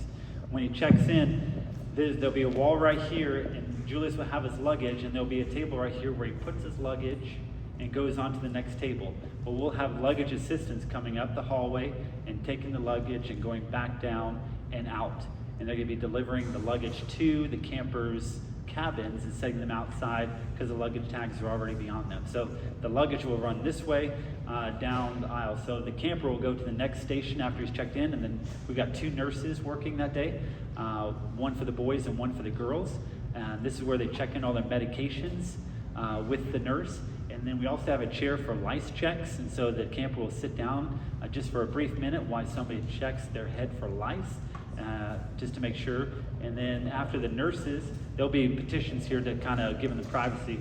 Then they go down and they collect their camp gear. So we give them a duffel bag, we give them a bottle, a water bottle, we give them a Bible, we give them a t-shirt. All that stuff is gonna be on their back tables with their names on it. We have volunteers here giving them camp gear. So they're checked in with their name tags, checked in with the nurses, gave them all the medications. They get their camp gear from this table, and then they go to the photo booth. We're gonna be doing the camper photos here at check-in. So after they get their t-shirt, they'll put their t-shirt on, and they'll go down to either Beth or GW to take their camper photo right there. So this is the check-in line process. Royalty. We're going to have the luggage carriers wearing white gloves, so they feel they'll be on a red carpet. It's going to be awesome. When they get down to the end and they get their photo taken, we're going to have this table set up down at the end. So they'll open up. That's what that little blue circle is on your diagram. They're getting ready to enter camp. Okay, they've checked in, they're getting ready to enter camp, and at this table will be Matt and Gina, the Dean of Men and Women. Okay, and whether it's a boy or a girl, they'll get their name, and then they'll have a microphone and a laptop that will play a trumpet sounding, and they'll say, da da da, they'll press the little thing, da da da, now announcing Julius, and then they'll walk the camper to the color cabin that he's associated with. So as they're walking in, the trumpet will be playing, and they've announced the names, and everybody in here will have their signs, the counselors will have their signs, Julius will be connected with their counselor, and it'll look something like this. There'll be a circle of chairs with a little fire pit, fake fire, and the kids will have things to do while we're waiting for all the other campers to come. There'll be banners to show what color cabin. So the blue circles in your diagram is basically this, a round circle area with a fire pit and chairs for the kids to find their counselors, okay?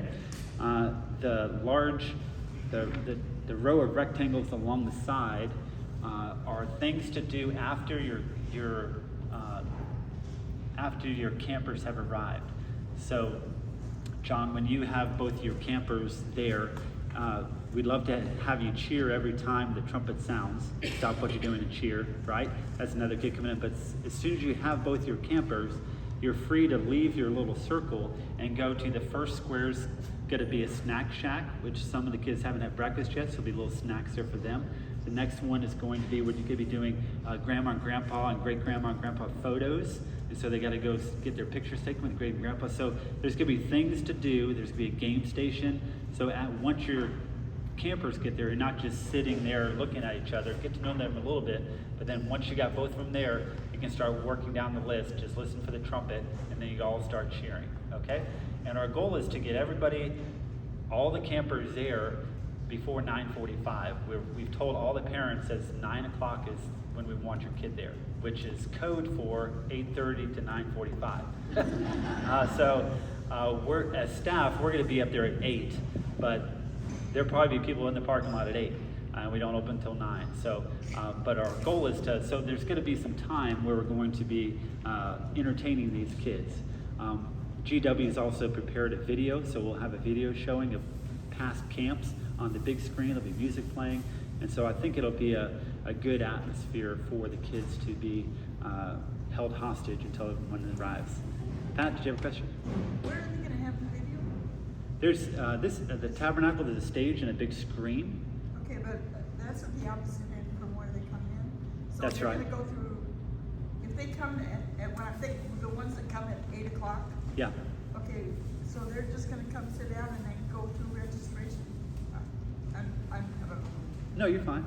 So when they, her question was, what do they do until they leave, I guess was your question? Well, when they come in, like if you have people at 8 o'clock. Yeah.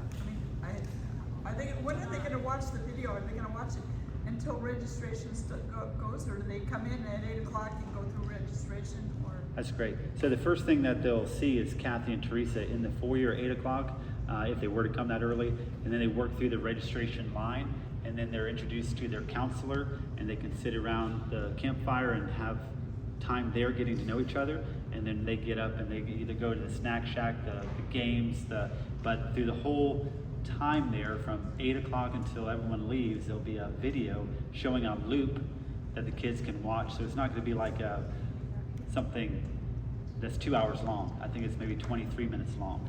But yes, I think, in ways to ask questions, what time is actual? In the past, we've had parents get there at 7:45 because they need to be able to 8 o'clock. right. So what time do the doors open when the kids start registration? I would say we can open up at, I hate to keep them outside, but 8:30. They were all told 9 o'clock is when we start check-in. Yeah. I know. So I was just curious, and I think that's what, that's kind of the sweet back and past question, is what Yeah. time does volunteers sit there and get ready to be processing kids? So you're saying 8:30? I think 8:30 would be, I mean, all the staff is going to be there at 8, but I think we can start servicing kids at 8:30. I don't think we have to stress this out too much. And we're hoping to have them all checked in by 9:45, and so it's really an hour and 15 minutes, and we're good enough to do that for an hour and 15 minutes. Josh is also bringing up his miniature golf, his 9-hole miniature golf, so that's going to be in there. There's going to be things to do. In years past, they were just in rooms with puzzles and coloring books, and they were happy, and I've never heard anybody complain about that. So I think we've got a good program. So, but it's good questions. Anything else? Anybody else? Okay.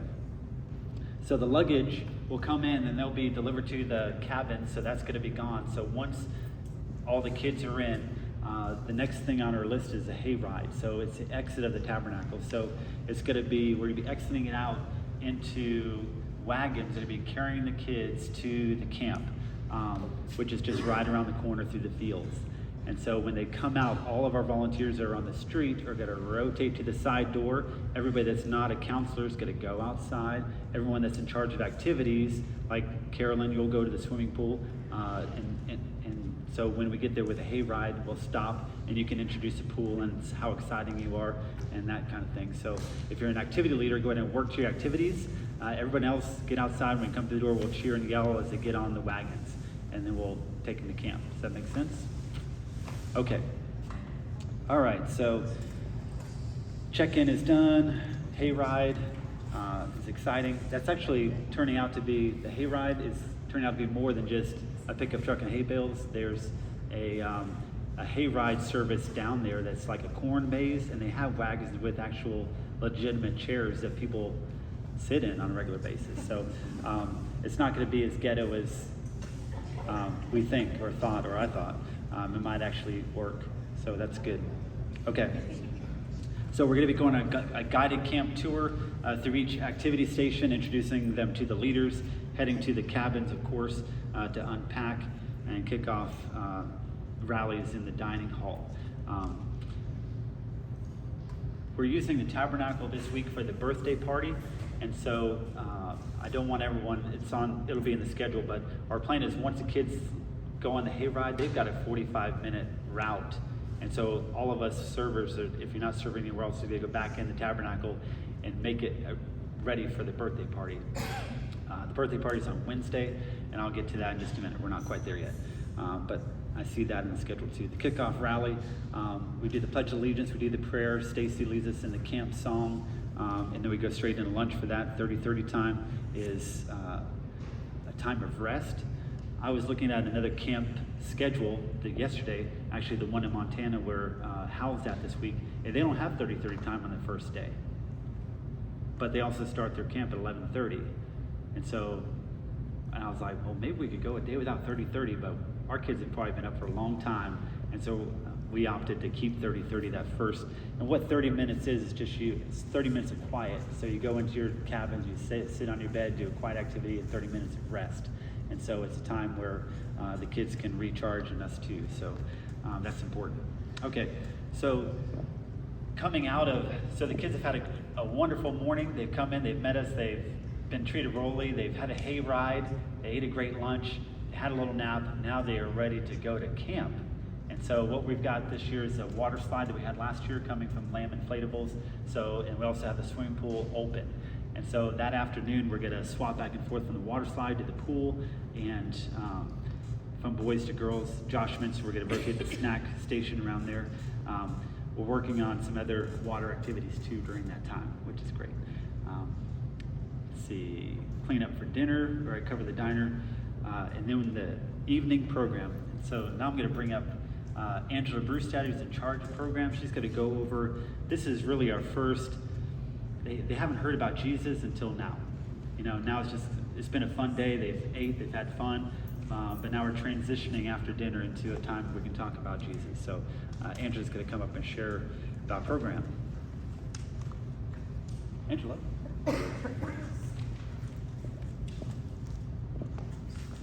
Good afternoon. Teresa's handing out, I think Noah handed these out at our last training, the daily themes, and but just in case, I want to make sure, especially if we run out of copies, Vanessa will make us a few more, but especially the counselors really need these. The program area this year is going to be called the Royal Court. So whenever it says go to the program area, there'll be a sign up at the, I think on your map it said program, right? Where it says program, you'll see a big sign that says Royal Court.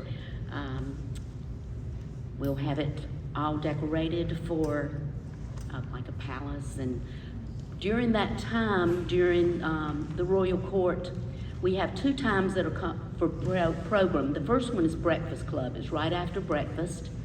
And then Noah's changed schedule on me, and so if I'm incorrect, he's going to correct me, because I've done this in such a way for so many years that he's flipped a few things on me. We will do the Royal Court after dinner. So there'll be, Breakfast Club is 45 minutes. The Royal Court is an hour. Things are changing up a little bit for those of you that have been going and have been counselors before. Counselors will not be bringing the kids to the Royal Court area. The assistants that are assigned to the tables during the breakfast and evening meals will be bringing the campers to the Royal Court area. So, counselors, the reason I wanted to make sure you had a second copy of this is you will never be, during camp time, in the program area. But you need to be aware of what material we will be presenting to the kids. So if you take a look at the page that Teresa just handed to you, it's got our daily themes. And the first day, we will be, all of our program, the drama, everything, will be focusing on royal choices. So if you're a counselor, I would appreciate it if, because kids are going to be presented this information and you're not going to hear it. So I'm going to give you a homework assignment. I was a teacher, so I like to do that. But anyway, if you would read over these scriptures and know the stories that we're going to be presenting. The Bible story is going to be about Daniel, Shadrach, Meshach, and Abednego. The drama is going to be Esther. So there are 2 different scriptures that books you need to be looking at. So if you would read through those and be very familiar with those, because the kids may ask you some things that we discussed in the program area and you weren't there. So you need to be prepared for those things. And you can ask them, what was the story today? What was it about? What did you learn? Was there anything new that came up? So if they bring up something, you'll be at least familiar with where that came from. Yes? As a counselor, I have a question, and I love that you gave us this.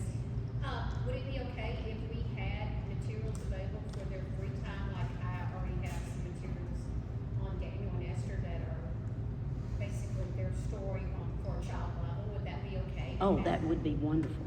Okay. Yeah, that's great. And is there a 30/30, is there a book?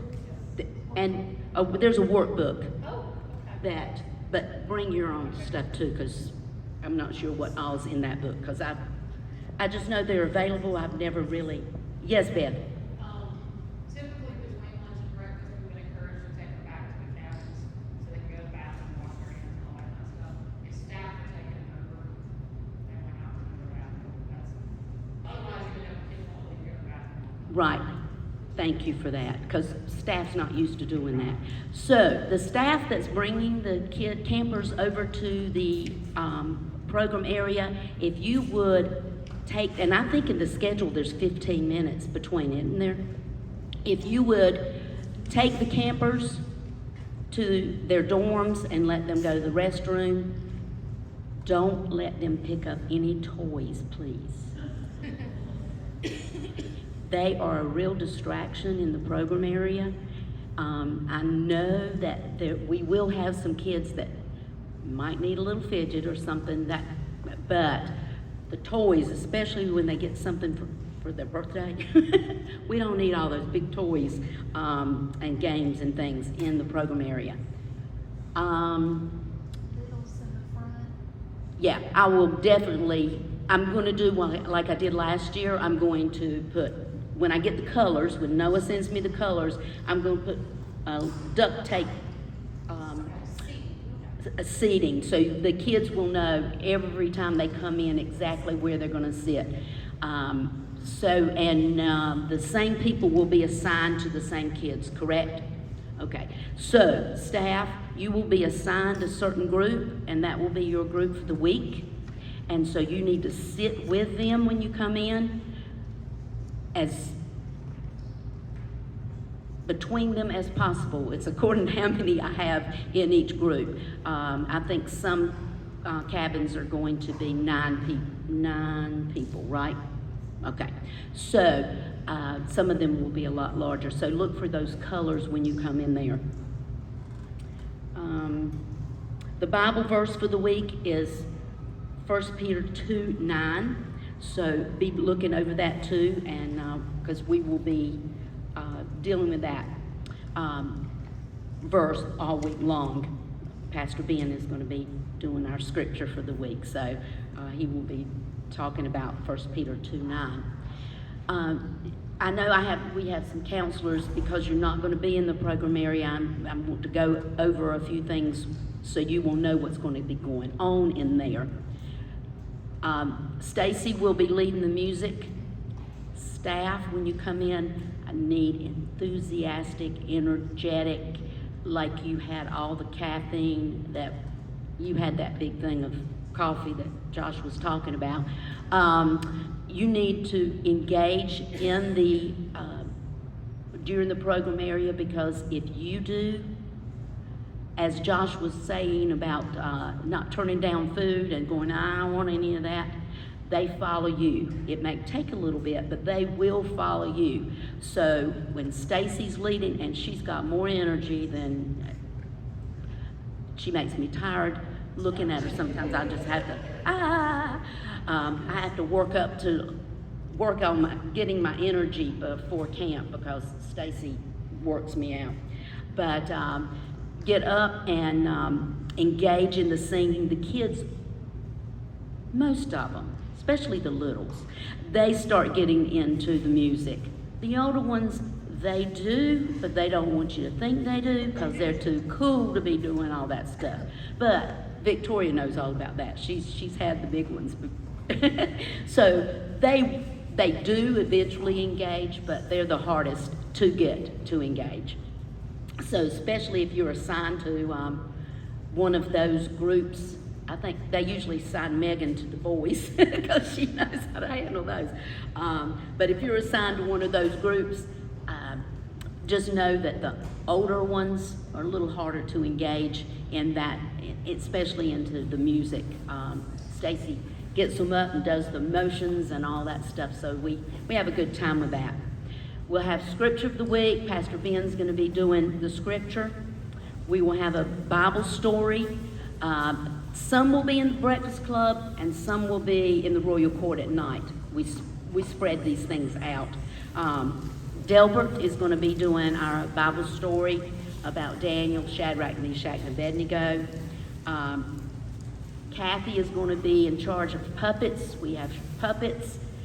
Carrie is going to be doing our object lessons for us. And both the puppets and the object lessons follow the theme for the day. So the first day is Royal Choices. The script for those is about royal choices, and it follows those themes.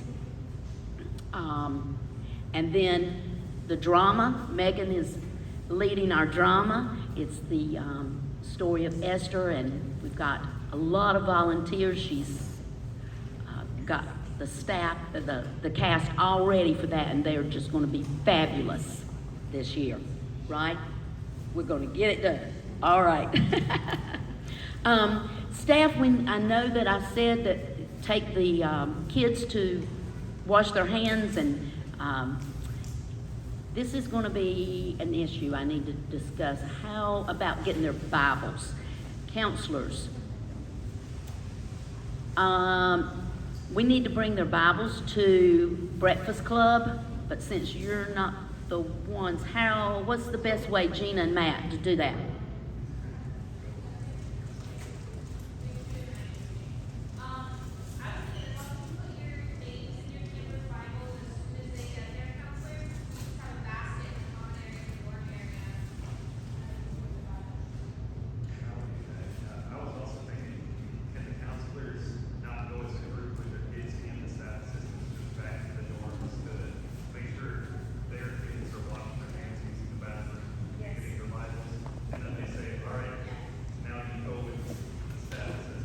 Yes, we did that last year, and we need to do that again because the activities assistants don't need to be going to the cabins. That's all. That would be a big old mess. But yeah, so the counselors, for those of you that are new, in between meals, will go wash your hands, use the restroom, that type of thing before the program. So that's after breakfast and after dinner typically. So counselors, you will do that, and then you'll bring them to the program area like you did last year. For those of you that are new, just follow the crowd. And then the activities assistants will take over from there. We'll explain more on that later. Okay. All right. So changed it up just a little bit there. Okay. So that's fine. The Bible was the thing that was really going to throw me there of how to, because I didn't want them to bring the Bibles to the dining room. No. So that would have been a real chaos. So, yes, Stacy.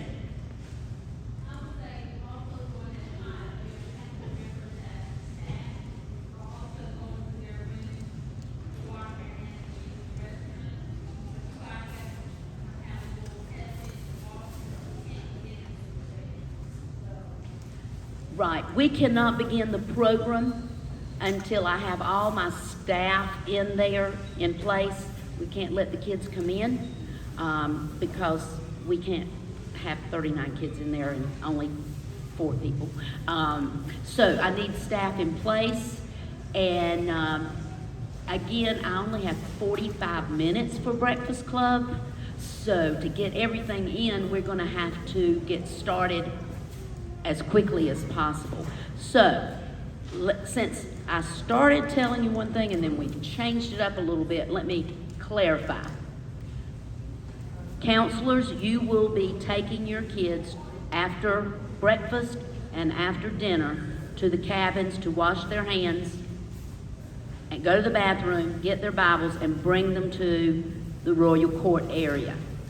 The assistants, I need you at the Royal Court area so we can get started. As soon as I get all my staff in, I can let the kids start coming in. And that will help a lot. Let's see. I think that's it, unless you have any questions.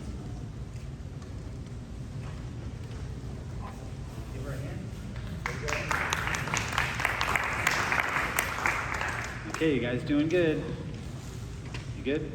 All right.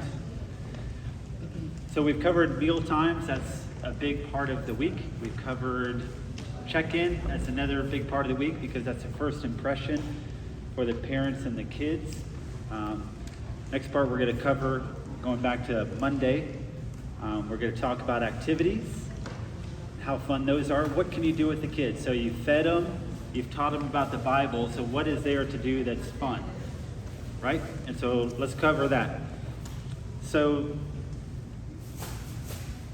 there's lots of different ways to do this, but this is what we came up for this year.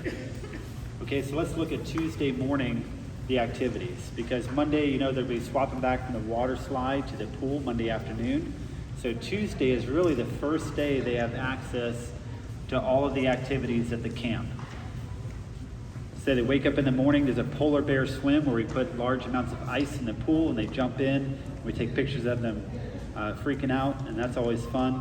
We give them a certificate for doing it. The counselors are required to do that too with their kids, of course.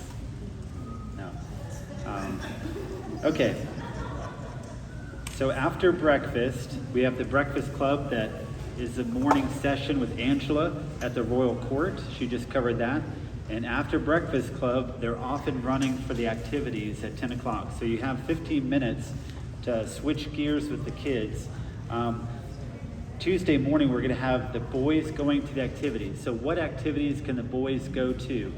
We talked about woodworking with John and Delbert and Terry. They can go build stuff.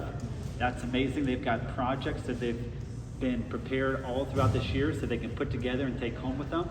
There is no limit to how much time or what they can build at the woodworking place that they want to spend. It really has to do with your cabin and your counselor of how much time they're willing to let you sit there. But we'll let you sit there all day if you want to and build. If that's what you need, not all day, but during activity time. So there's woodworking is one of them. There's a playground that they could play on. There's basketball courts with lots of basketballs they can go.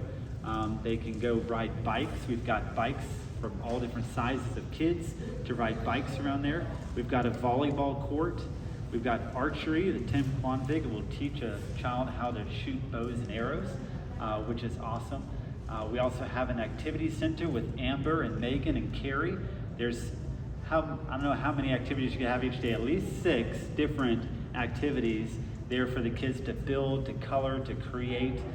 And that's in the shade with fans. That's a good option for there. We've got horses on Tuesday and Wednesday. We've got horseback riding. There's trails you can hike and so much more. So the boys are going to be filtering through those activities.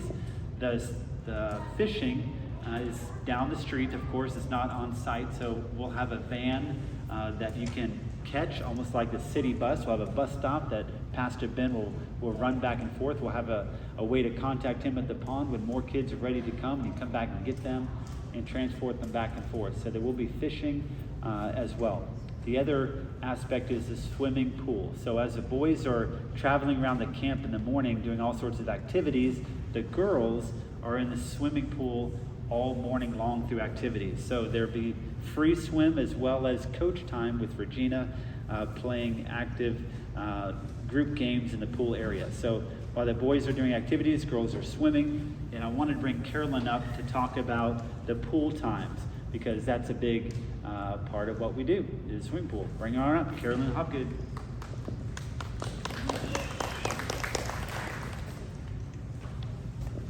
Thank you.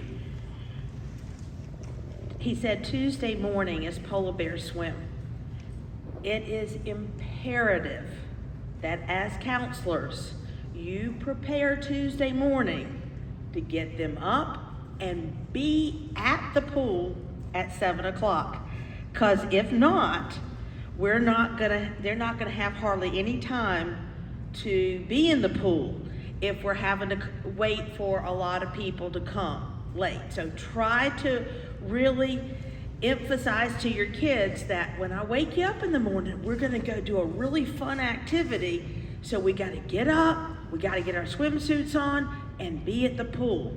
And so try to encourage that with a lot of enthusiasm. The pool at camp, thank the Lord it works. Thank you, Mike Pruitt.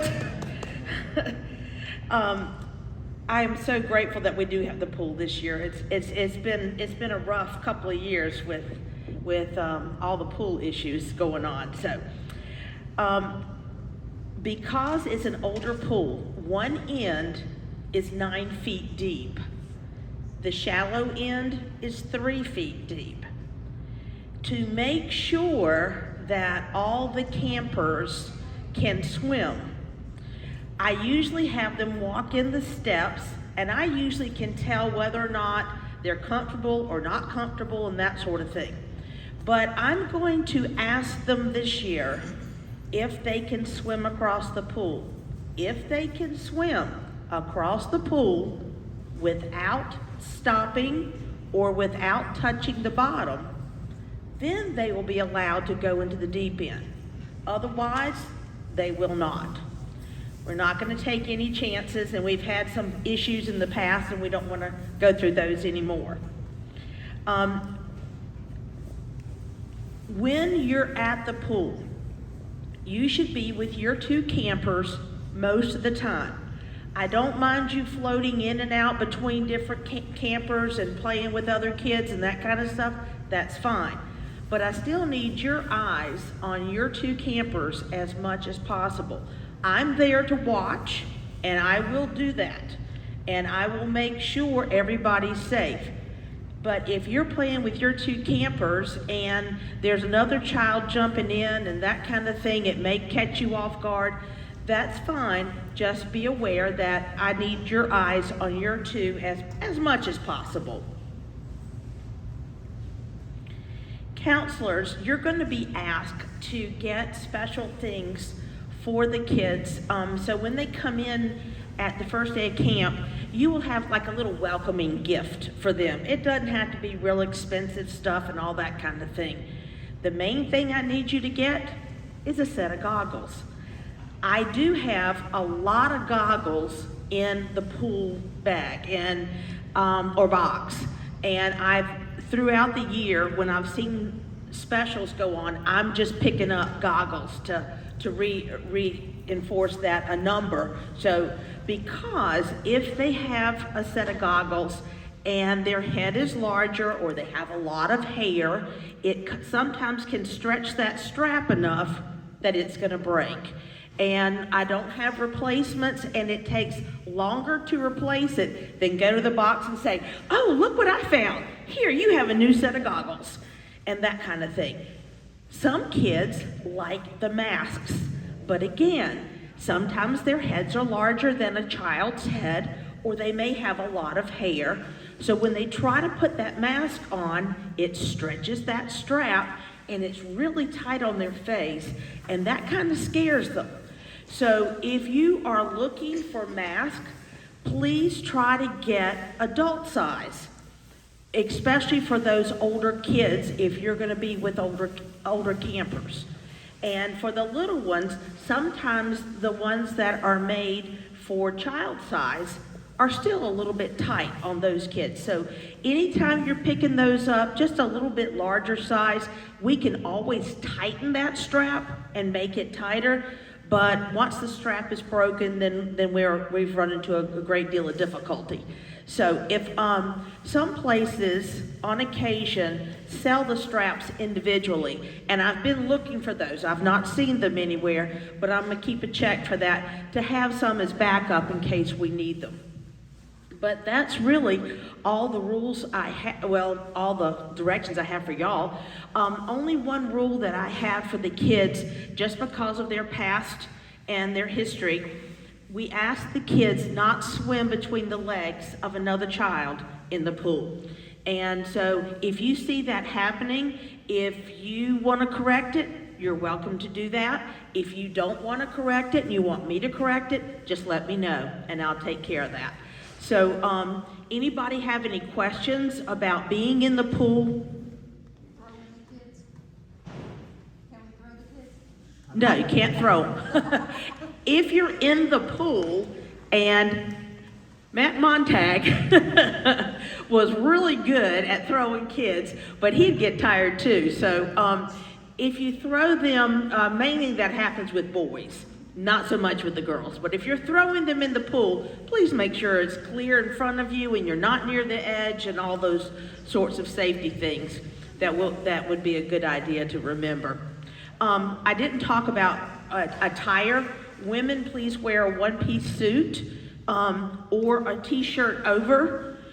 Men, if you are uncomfortable being around a lot of people without a shirt on, feel free to wear a shirt. That is absolutely fine.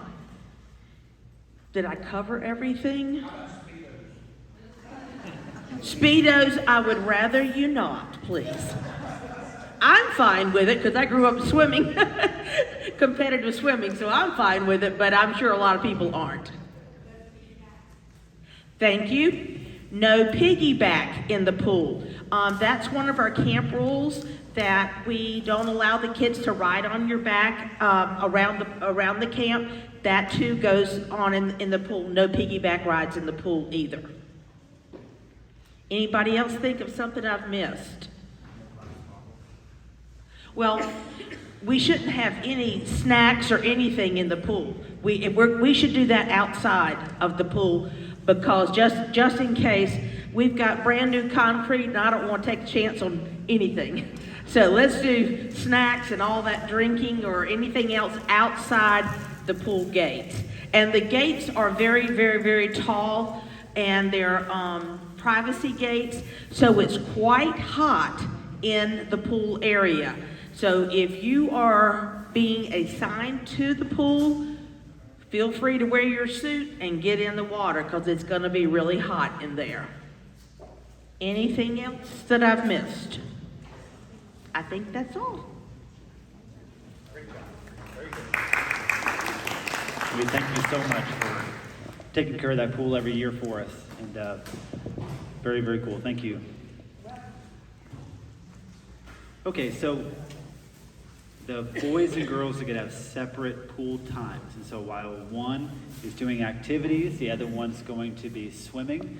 And then they'll take a break for lunch, take a rest, and then they'll swap and do the same thing as before. So the other, let's see, what was I going to say about activities?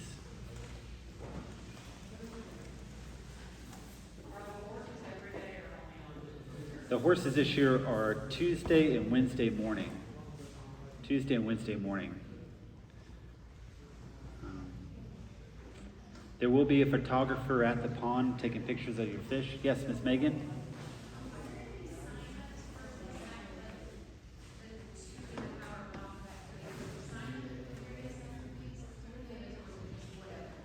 Yeah, that's a great question. She asked, do they have to sign up for certain activities? I have a beautifully done activity schedule. But Tony Philodora, who works as our camp activity director, and he's not here tonight or this afternoon, thought that it was a little bit too much structure for the kids and that he would rather just have them float. So we'll try that. We were going to schedule Uncle Mike just because you can only have one person flying a drone. But if a station gets crazy where there's like a line forming, we want the kids to have opportunities to do everything. And so just let us know and we'll schedule it. My perfectly designed, beautiful schedule, everyone got a chance to fish, but they only got to fish one time. And so that's what he was trying to avoid. But everyone had a time slot. But he's like, if everybody wants to go fishing on Tuesday, we will figure out a way to send everyone to the pond. It's his attitude. I don't know if I would go that far, but if you're leading a station that you feel that need to have some structure, some scheduling to get people in, let me know and we will put a sign-up sheet. We've done that before, sure. Was there anything from the activity center? I know I brought all the activity bins for you guys today to kind of look through and reevaluate, but we'll have more insight on some of the activities for the week on the Sunday before camp, so you guys can get excited about that. So.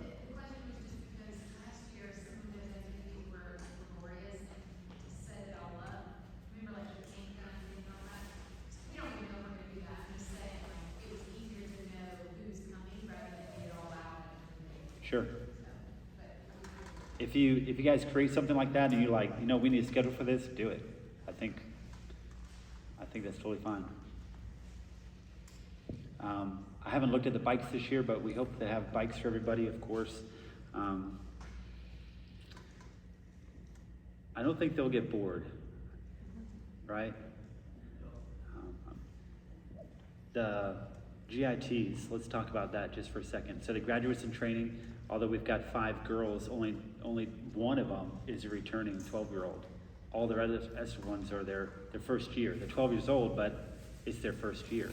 And so what we're doing, instead of in the past, we would take each day and spend an hour with the GITs to teach them a different age-appropriate lesson on what it means to graduate into life. But this year, since we just have one returning camper, we're letting this run through camp because camp is awesome. And Kathy and Virginia are taking the GITs out to dinner Wednesday night instead of eating dinner with us. So they'll have a nice dinner and they have a gift prepared for them. So we are making it special for them, but it's not going to be juggling. I've got to get my kid over to GIT classes throughout the week. Next year will be different because we have, I think, 6 11-year-olds. So next year we'll have more graduates that have been here, and we'll probably change that up next year. So, okay, we're still on Tuesday. So we've got meal times. We've touched on activities. Great questions there. Program time. Thank you, Angela, for that. And we're up to evening activities. So if you look at the time schedule, we're eating dinner pretty much every day at 5:30, and then we head over to the program area or the royal court, royal court, while the counselors have their relief. Now that's new, and we talked about that the last training, but this is where they get to take a shower, they get to check their emails, they get to rest, and they get to read, it's their time while their children are in the royal court being supervised. The counselors get a quick break there for an hour. So that's where they get their shower and to regroup. But then they come back and they pick up their they pick up the campers at 7:45 for an evening activity before dinner. Now it's different every night. Monday night was campfires, so we're gonna have these campfires are gonna be throughout the camp, and each cabin is gonna have their own assigned campfire for them to go and participate in for 30 or 45 minutes before bed on Monday evening. Tuesday evening, we're going to have after program evening activities creating t-shirts. So our camp, like we shared before, gives each camper 2 t-shirts. One when they arrive is a tie-dye shirt, and then on Tuesday night, we're going to make their second shirt, because when we send a kid home, he always goes home with a clean shirt. And so that second shirt we're going to make with them on Tuesday night. So when you come out of program, we'll have stations set up for each cabin, and they will have assistants there to help you create a t-shirt for your camper, which we'll hold on to and let dry and have them ready for on Friday for them to wear home. Okay, so that's Tuesday's evening activities. Switch over to Wednesday. So Tuesday morning, you woke up real early and jumped into an ice cold pool. Wednesday morning, we're gonna have a hike through the camp woods. And this is a quiet hike to look for nature. It's not a wild run. This is something new that we added into the schedule this year. It may not be anybody that shows up, and that's perfectly fine. A lot of camps in the U.S. do calisthenics or exercises in the morning to get their campers up, and they do exercises instead of walking. But we're going to try this and see if we get a good response from it.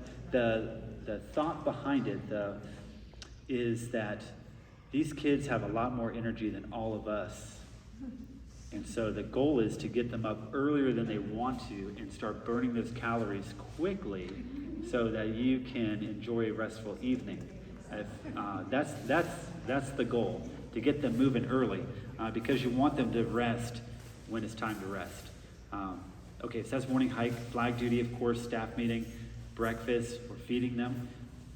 Breakfast club is a royal court. Back to activities on Wednesday. And we have lunch. 30:30 time is rest.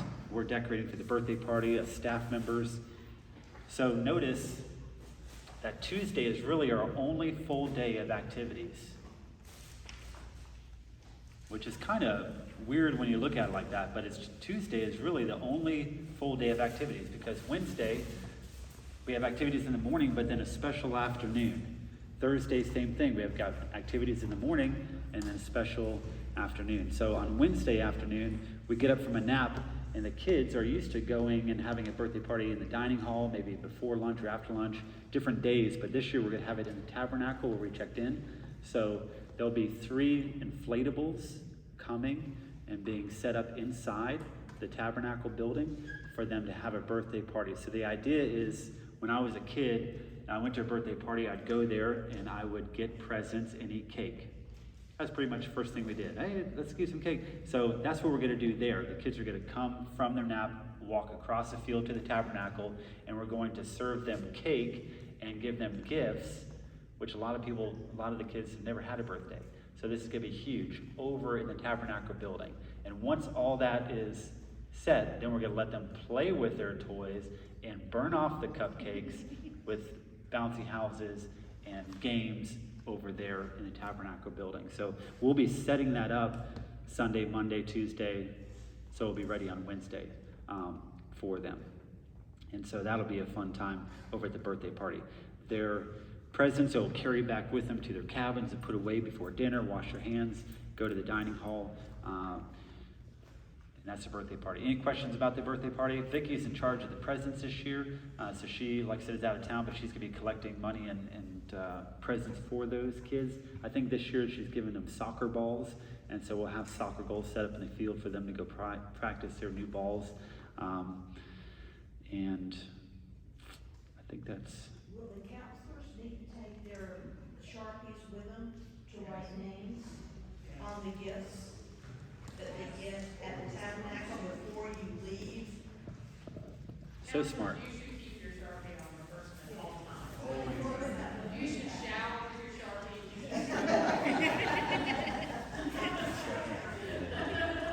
Yes, there should be a rack of Sharpies.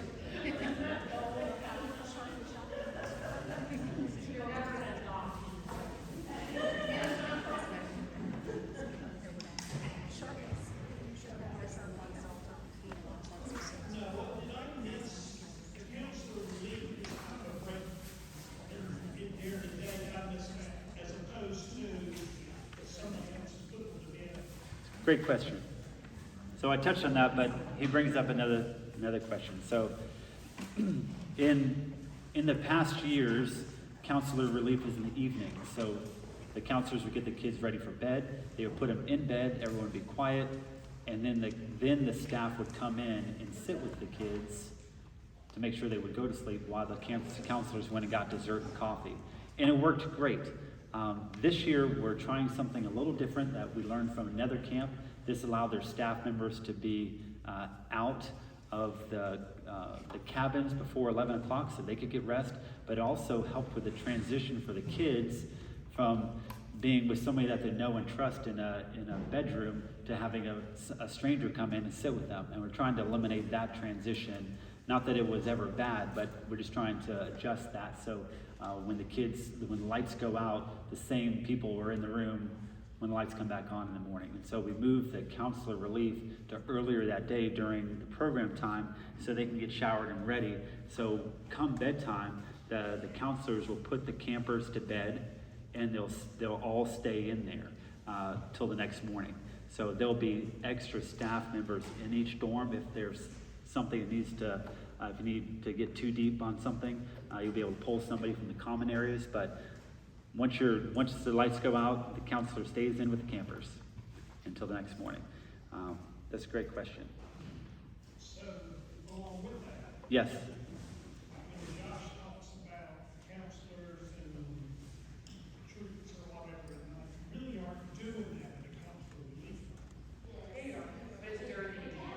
Still have their dessert time, so it'll be right after dinner, or after they drop No, it's all 6:30 to 7:30.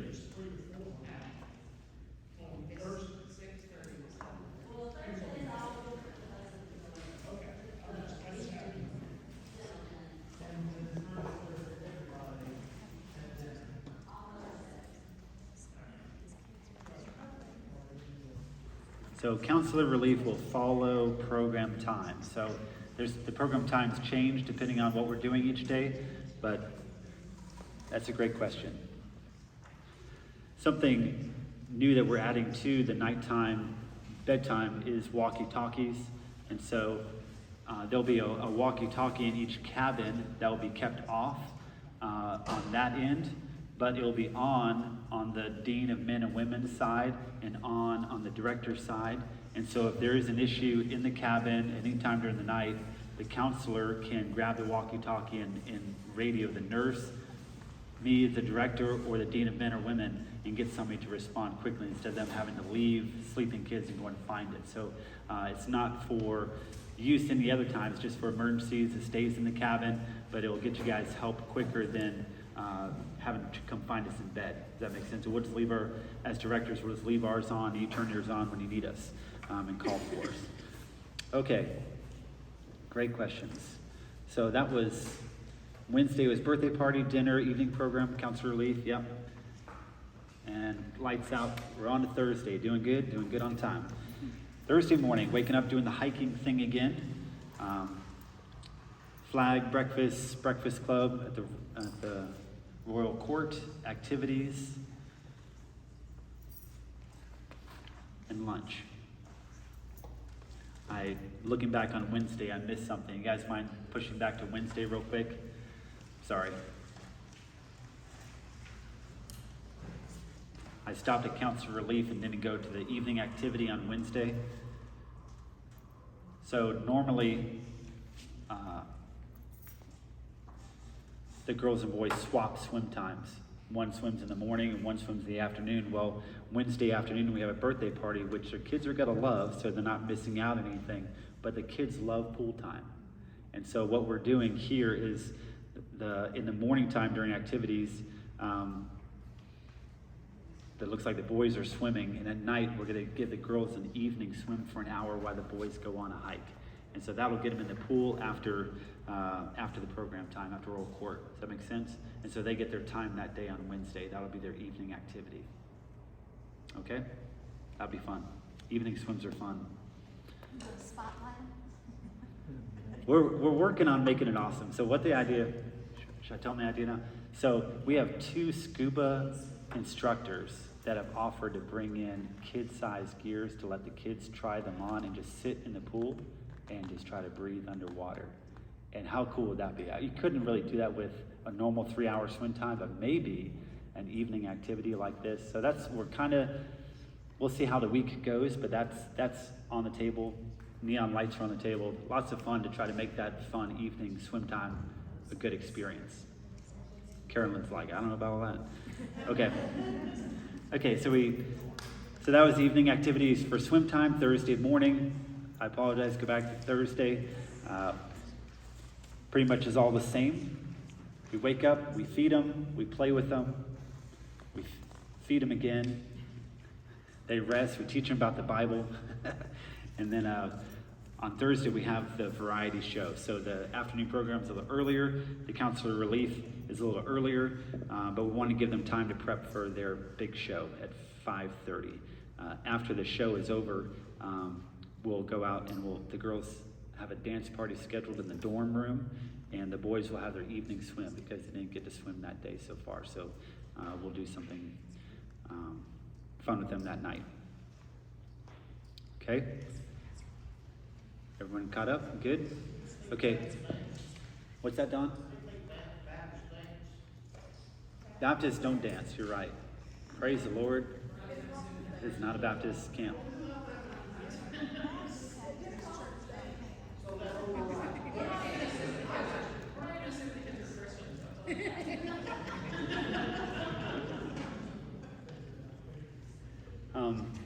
Yes, question.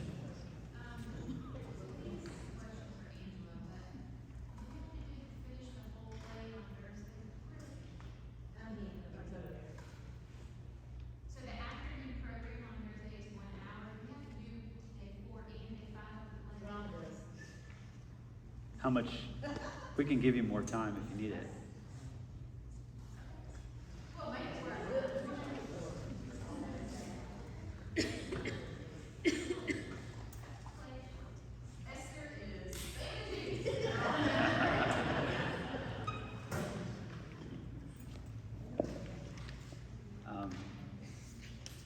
I was going to call Gina up. She doesn't know this yet, but if Gina could come on up. So she doesn't know what she's going to be talking about, but I think she would give you guys a better answer to this than I would. So this night is the night before the campers leave, and there's some things that go through their minds and their behaviors that we sometimes see. And so I wanted her to give you an idea of what to look for, some signs of sadness, maybe that's the right word. She has got better words for this, but then how to help them through that process, both the counselors and the campers. Can you do that? Sure. Awesome. Okay. So leading up to the end of camp, the kids are not dumb. They know the end of camp is coming, and some, if not most of them, do not want to go back home. So what you get are some emotions that present themselves in different ways. Some of it comes out as anger, some of it comes out as not wanting to leave the next activity and go to the next thing. Sometimes you have more meltdowns and tantrums, so you might have a different kid on Monday and Tuesday and maybe even Wednesday than you have on Thursday and especially Friday. Does that make sense? Or you might see some things and they gradually escalate. So responding to that, I think it's important to stay positive and acknowledge their emotions and just be patient and just know that it's coming and respond to it with a listening ear.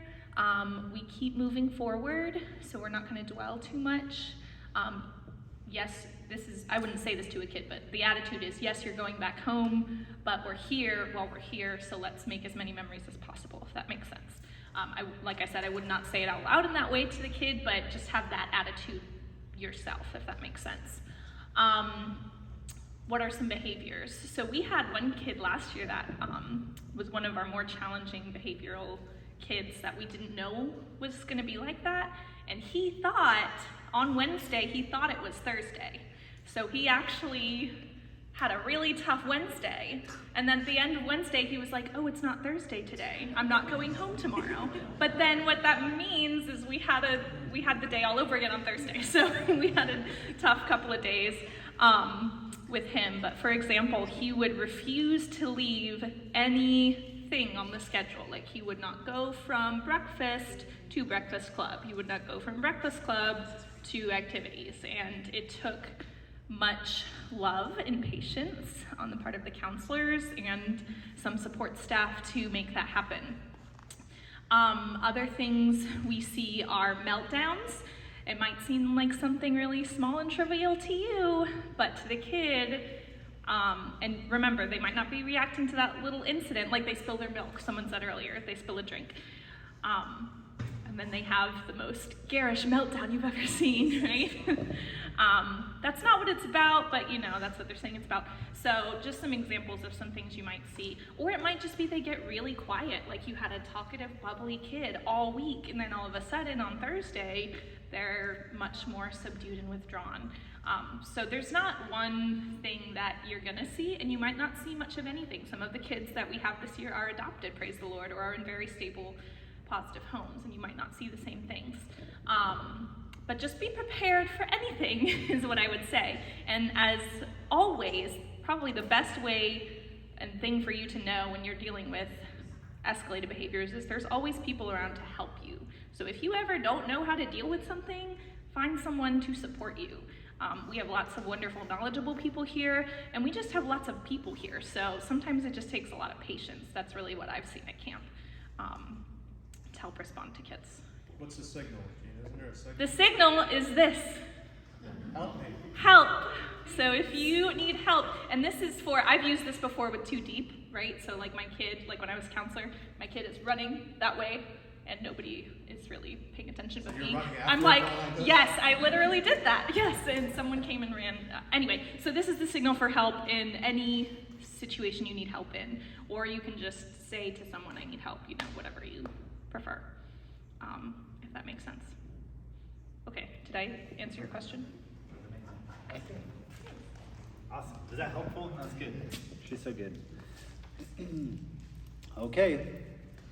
Keep it going. Let's do it. So Thursday night, we have the dance party and the boys' evening swim. With the dance party, I've never been a part of the girls' dance party at the dorm room, not at camp anyways, but I would ask that you would keep it to the time frame that's on the schedule. In the past, it would never made it to the schedule, and so it's just kind of, we're not supposed to be doing this, we can do it as long as we want to, kind of thing. And so we decided to put it on the schedule, so now you're supposed to do it.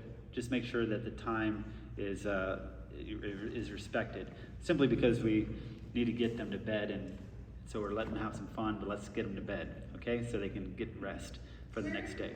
The dance party's in the dorms? Yeah, that's a great question. So both boys and girls dorms have a common room that's like 40 by 20, huge, and then all the rooms kind of split off from there. So they're not individual cabins. There's more like 2 dorm rooms, or 2 dorm buildings really. And each room has their own bathroom and bathrooms and showers and stuff. So it's very nice. That's a great question. Okay, so going to Friday morning. All right, Friday morning we're up and early hiking. Breakfast, we're feeding them. Royal Court, and some of these times might change as I'm hearing from the Royal Court that they need more time to finish up. I wasn't aware, so that might change a little bit. But activities in the morning time, what we're going to be doing is we're going to be burying camp souls, and I haven't fully come up with what this looks like. I've never seen it done before. I just thought it'd be cool. But we're basically going to be burying something, a box type thing, each cabin, and throughout the week the kids can be thinking about what they want to put in their camp souls that we're going to bury somewhere on the property, and then the next year when they come we're going to unbury it. So it's got to be something that can last a year, and it's got to be something that's meaningful, maybe a colored rock, or maybe something they found or on one of their hikes, or maybe it's a note to their buddy that I was here, Jamari was here today on this day, something fun like that. But we're going to dig a hole and we're going to bury it that morning, something that they can take their mind off of what's getting ready to happen and on to next year. We're going to see you next year. That's what we want the whole process to produce, is that feeling. So then we're going to pack up and we're going to eat some lunch together in the dining hall, and then we're going to head over to the final presentations and videos. So what happens is once they get over to the presentations, the parents come back and they don't get the kids right away. The parents come in and actually sit in chairs in the tabernacle facing the screen, and we had to do a presentation where we show them a video that GW puts together of the whole week, and then we sing some of the songs that we've learned throughout the week. And so there's like maybe a 15-minute presentation to the parents with the kids and the counselors on the stage to show them our week. And it always is awesome. The parents want to take a kid as soon as they get on the property, like, can you bring my kid outside? I'm like, oh, come on inside. There's more to it. We're not quite done yet, So some of them are reluctant, but we get them inside to show that final thing. So the final presentation, at 1:15 is we're going to do it with the kids, and then bathrooms. We walk to the tabernacle, and the final presentation with the foster parents. I'm sorry, I skipped over all those.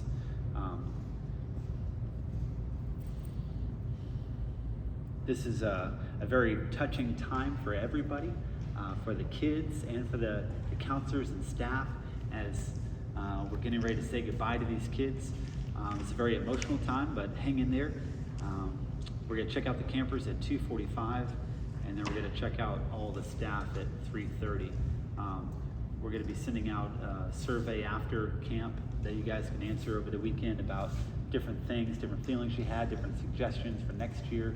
And then at the celebration dinner 2 weeks after that, we'll celebrate together the victories from camp, hear the stories, give out the certificates and the little pins, and tell our friends and families how awesome it was to minister to the kids. So we've covered meal times. That's good. You guys feel comfortable with meal times, serving a table? We're going to practice when we get down to camp on Sunday with the actual tables, how to do it, you'll be able to see where the drinks are at and where the mop bucket's at, so you can, and we'll practice on each other on Sunday. So that shouldn't be too scary. The Royal Court is just a matter of sitting with the kids and enjoying them learn about Jesus. Last time they were a little restless last year. Yes, Don? Whether it was Yes, there'll be a bathroom right outside the roll court or program area. Yep, with a hand washing station. Yep, that's a great question. If you are in program area, going on Don's point, and one of your campers that are in your cabin that you're watching need to use the restroom, there's extra staff that will assist you with, you just take the child up so you don't have to you don't have to find somebody. We'll know somebody and we'll have somebody back there for you. All right. So, okay, we're wrapping up. We're super early. We're like an hour. So, got a few more things to cover. One is the 2 deep rule. That's imperative. These are some of the mandatory topics. What is 2 deep? Give me somebody new. Eric, give me what's the 2 deep rule? You always have to have at least 2 counselors, so 2 sets of eyes for every. That's right. You have to have 2 sets of eyes for every camper. And why is that important, Heather? Well, it's important because it makes it so there's 2 people there at all times with the child, and then it takes away any concerns of like any kind of false allegations of abuse or neglect. Or the child says anything, you have 2 people there. That's right. Did everyone hear that? It just takes away any chance of misunderstanding. But listening, I'm going to use Eric here.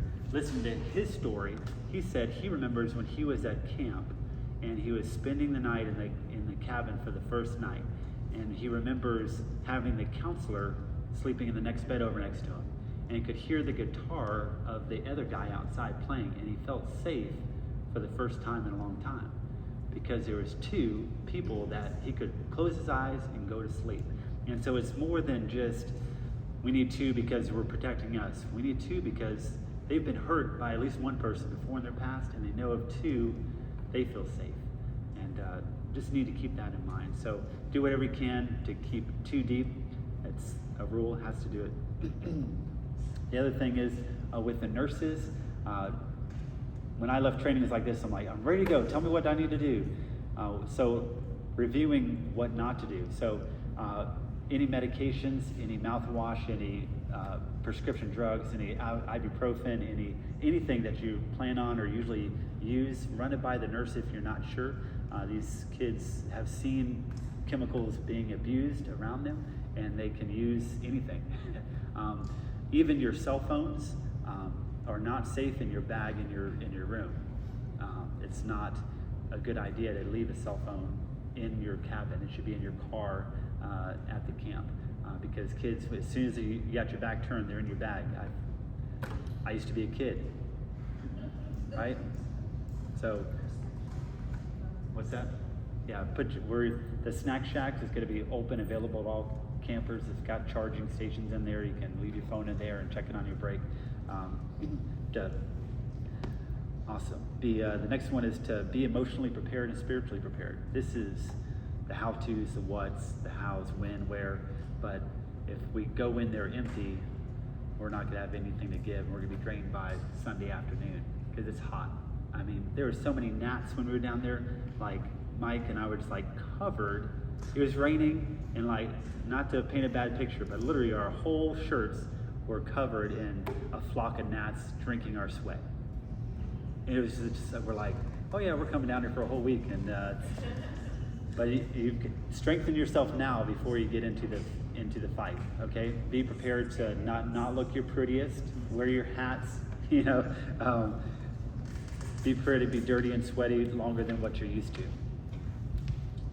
All right. It's Harnett County, yes. Yes, Miss Stacy.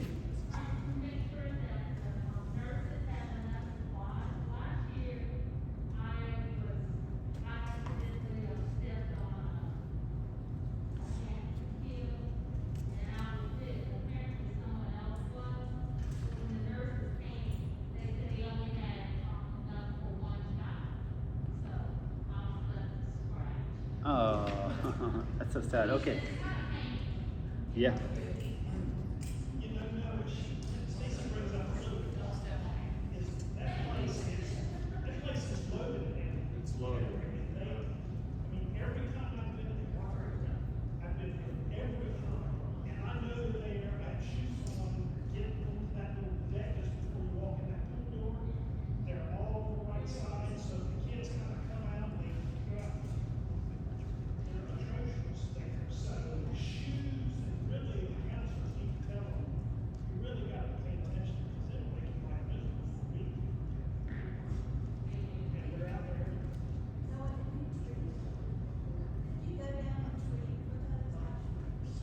Last year, I went down and I treated them.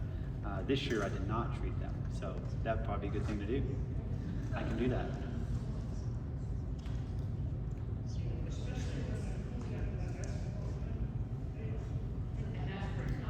Okay. I will treat them this week, so I can do that. There's a lot of folks in this training that haven't been in, that weren't in our first training, even though we've done video and you've watched it. Be aware of your attire as well. Like he said, if you want to wear a hat, you can wear a hat. No sunglasses, just for, how do you describe that? Just for communication with the kids. No sunglasses. Closed-toed shoes, you need sneakers. Bring a couple pair of sneakers because they'll get nasty. So just think of, look back in your manual and it'll have that information. But for those of you that are new, just be mindful of that. Awesome.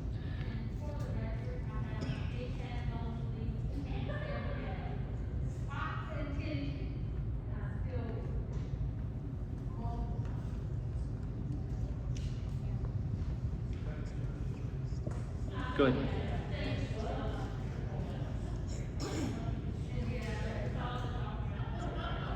Okay, go ahead, Amber.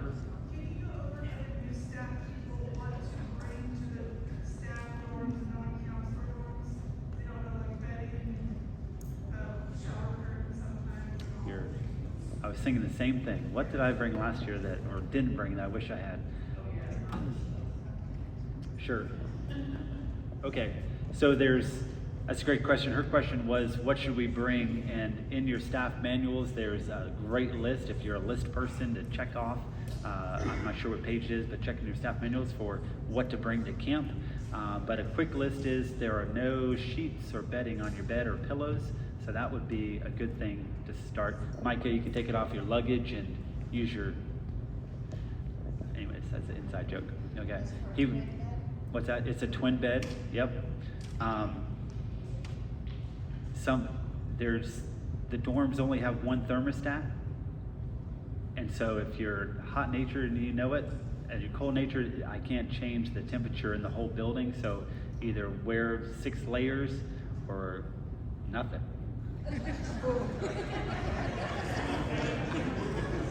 Yeah.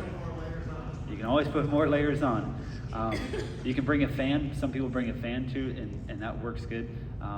The dorm rooms, they share a bathroom, so I always bring a bathroom bag. So I use what I use and I put it back in a bag and take it with me and put it in my bag. So I bring suntan or sunscreen for the sun. I bring bug spray for my bugs. We'll have some of this down at camp if you forget.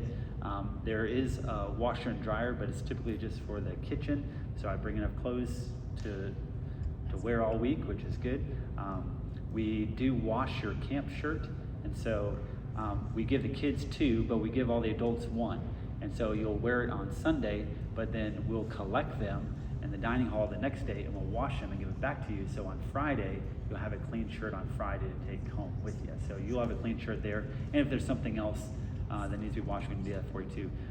We also check the kids' bed sheets every morning to see if there's any accidents overnight, and we remove those secretly and wash them and put them back on the bed before they get back into it by the end of the evening. So there is laundry going on, so if there is a necessity, we do have that. There is a Walmart 20 minutes away, and we have a person that goes there every day. So just see Vanessa and I like, I need this, and we will get it for you by that afternoon for sure.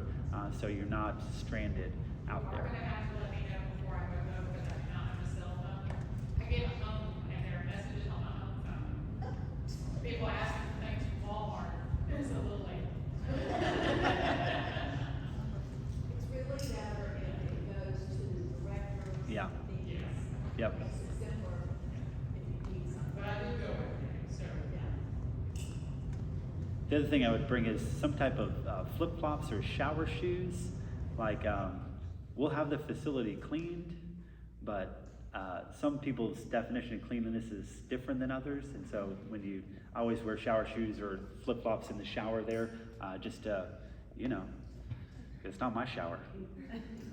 There will be toiletries down there, so you don't have to worry about there. Bring definitely towels that you can use for your shower, also for the swimming pool. Anything else I missed, Amber? Oh, yeah. There you go, Megan.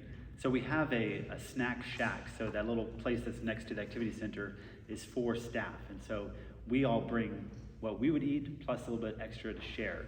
And we store it in there, and that way, anytime during the day, staff can go in there and get if you're not, doing something, go in there and get a drink or get a snack, and you can live if you had to. But we eat so much at the dining room, you don't really need that much snacks, but it's there. So there's drinks, there's crackers, there's nuts, there's chips, and that doesn't go to the kids, that's just for us.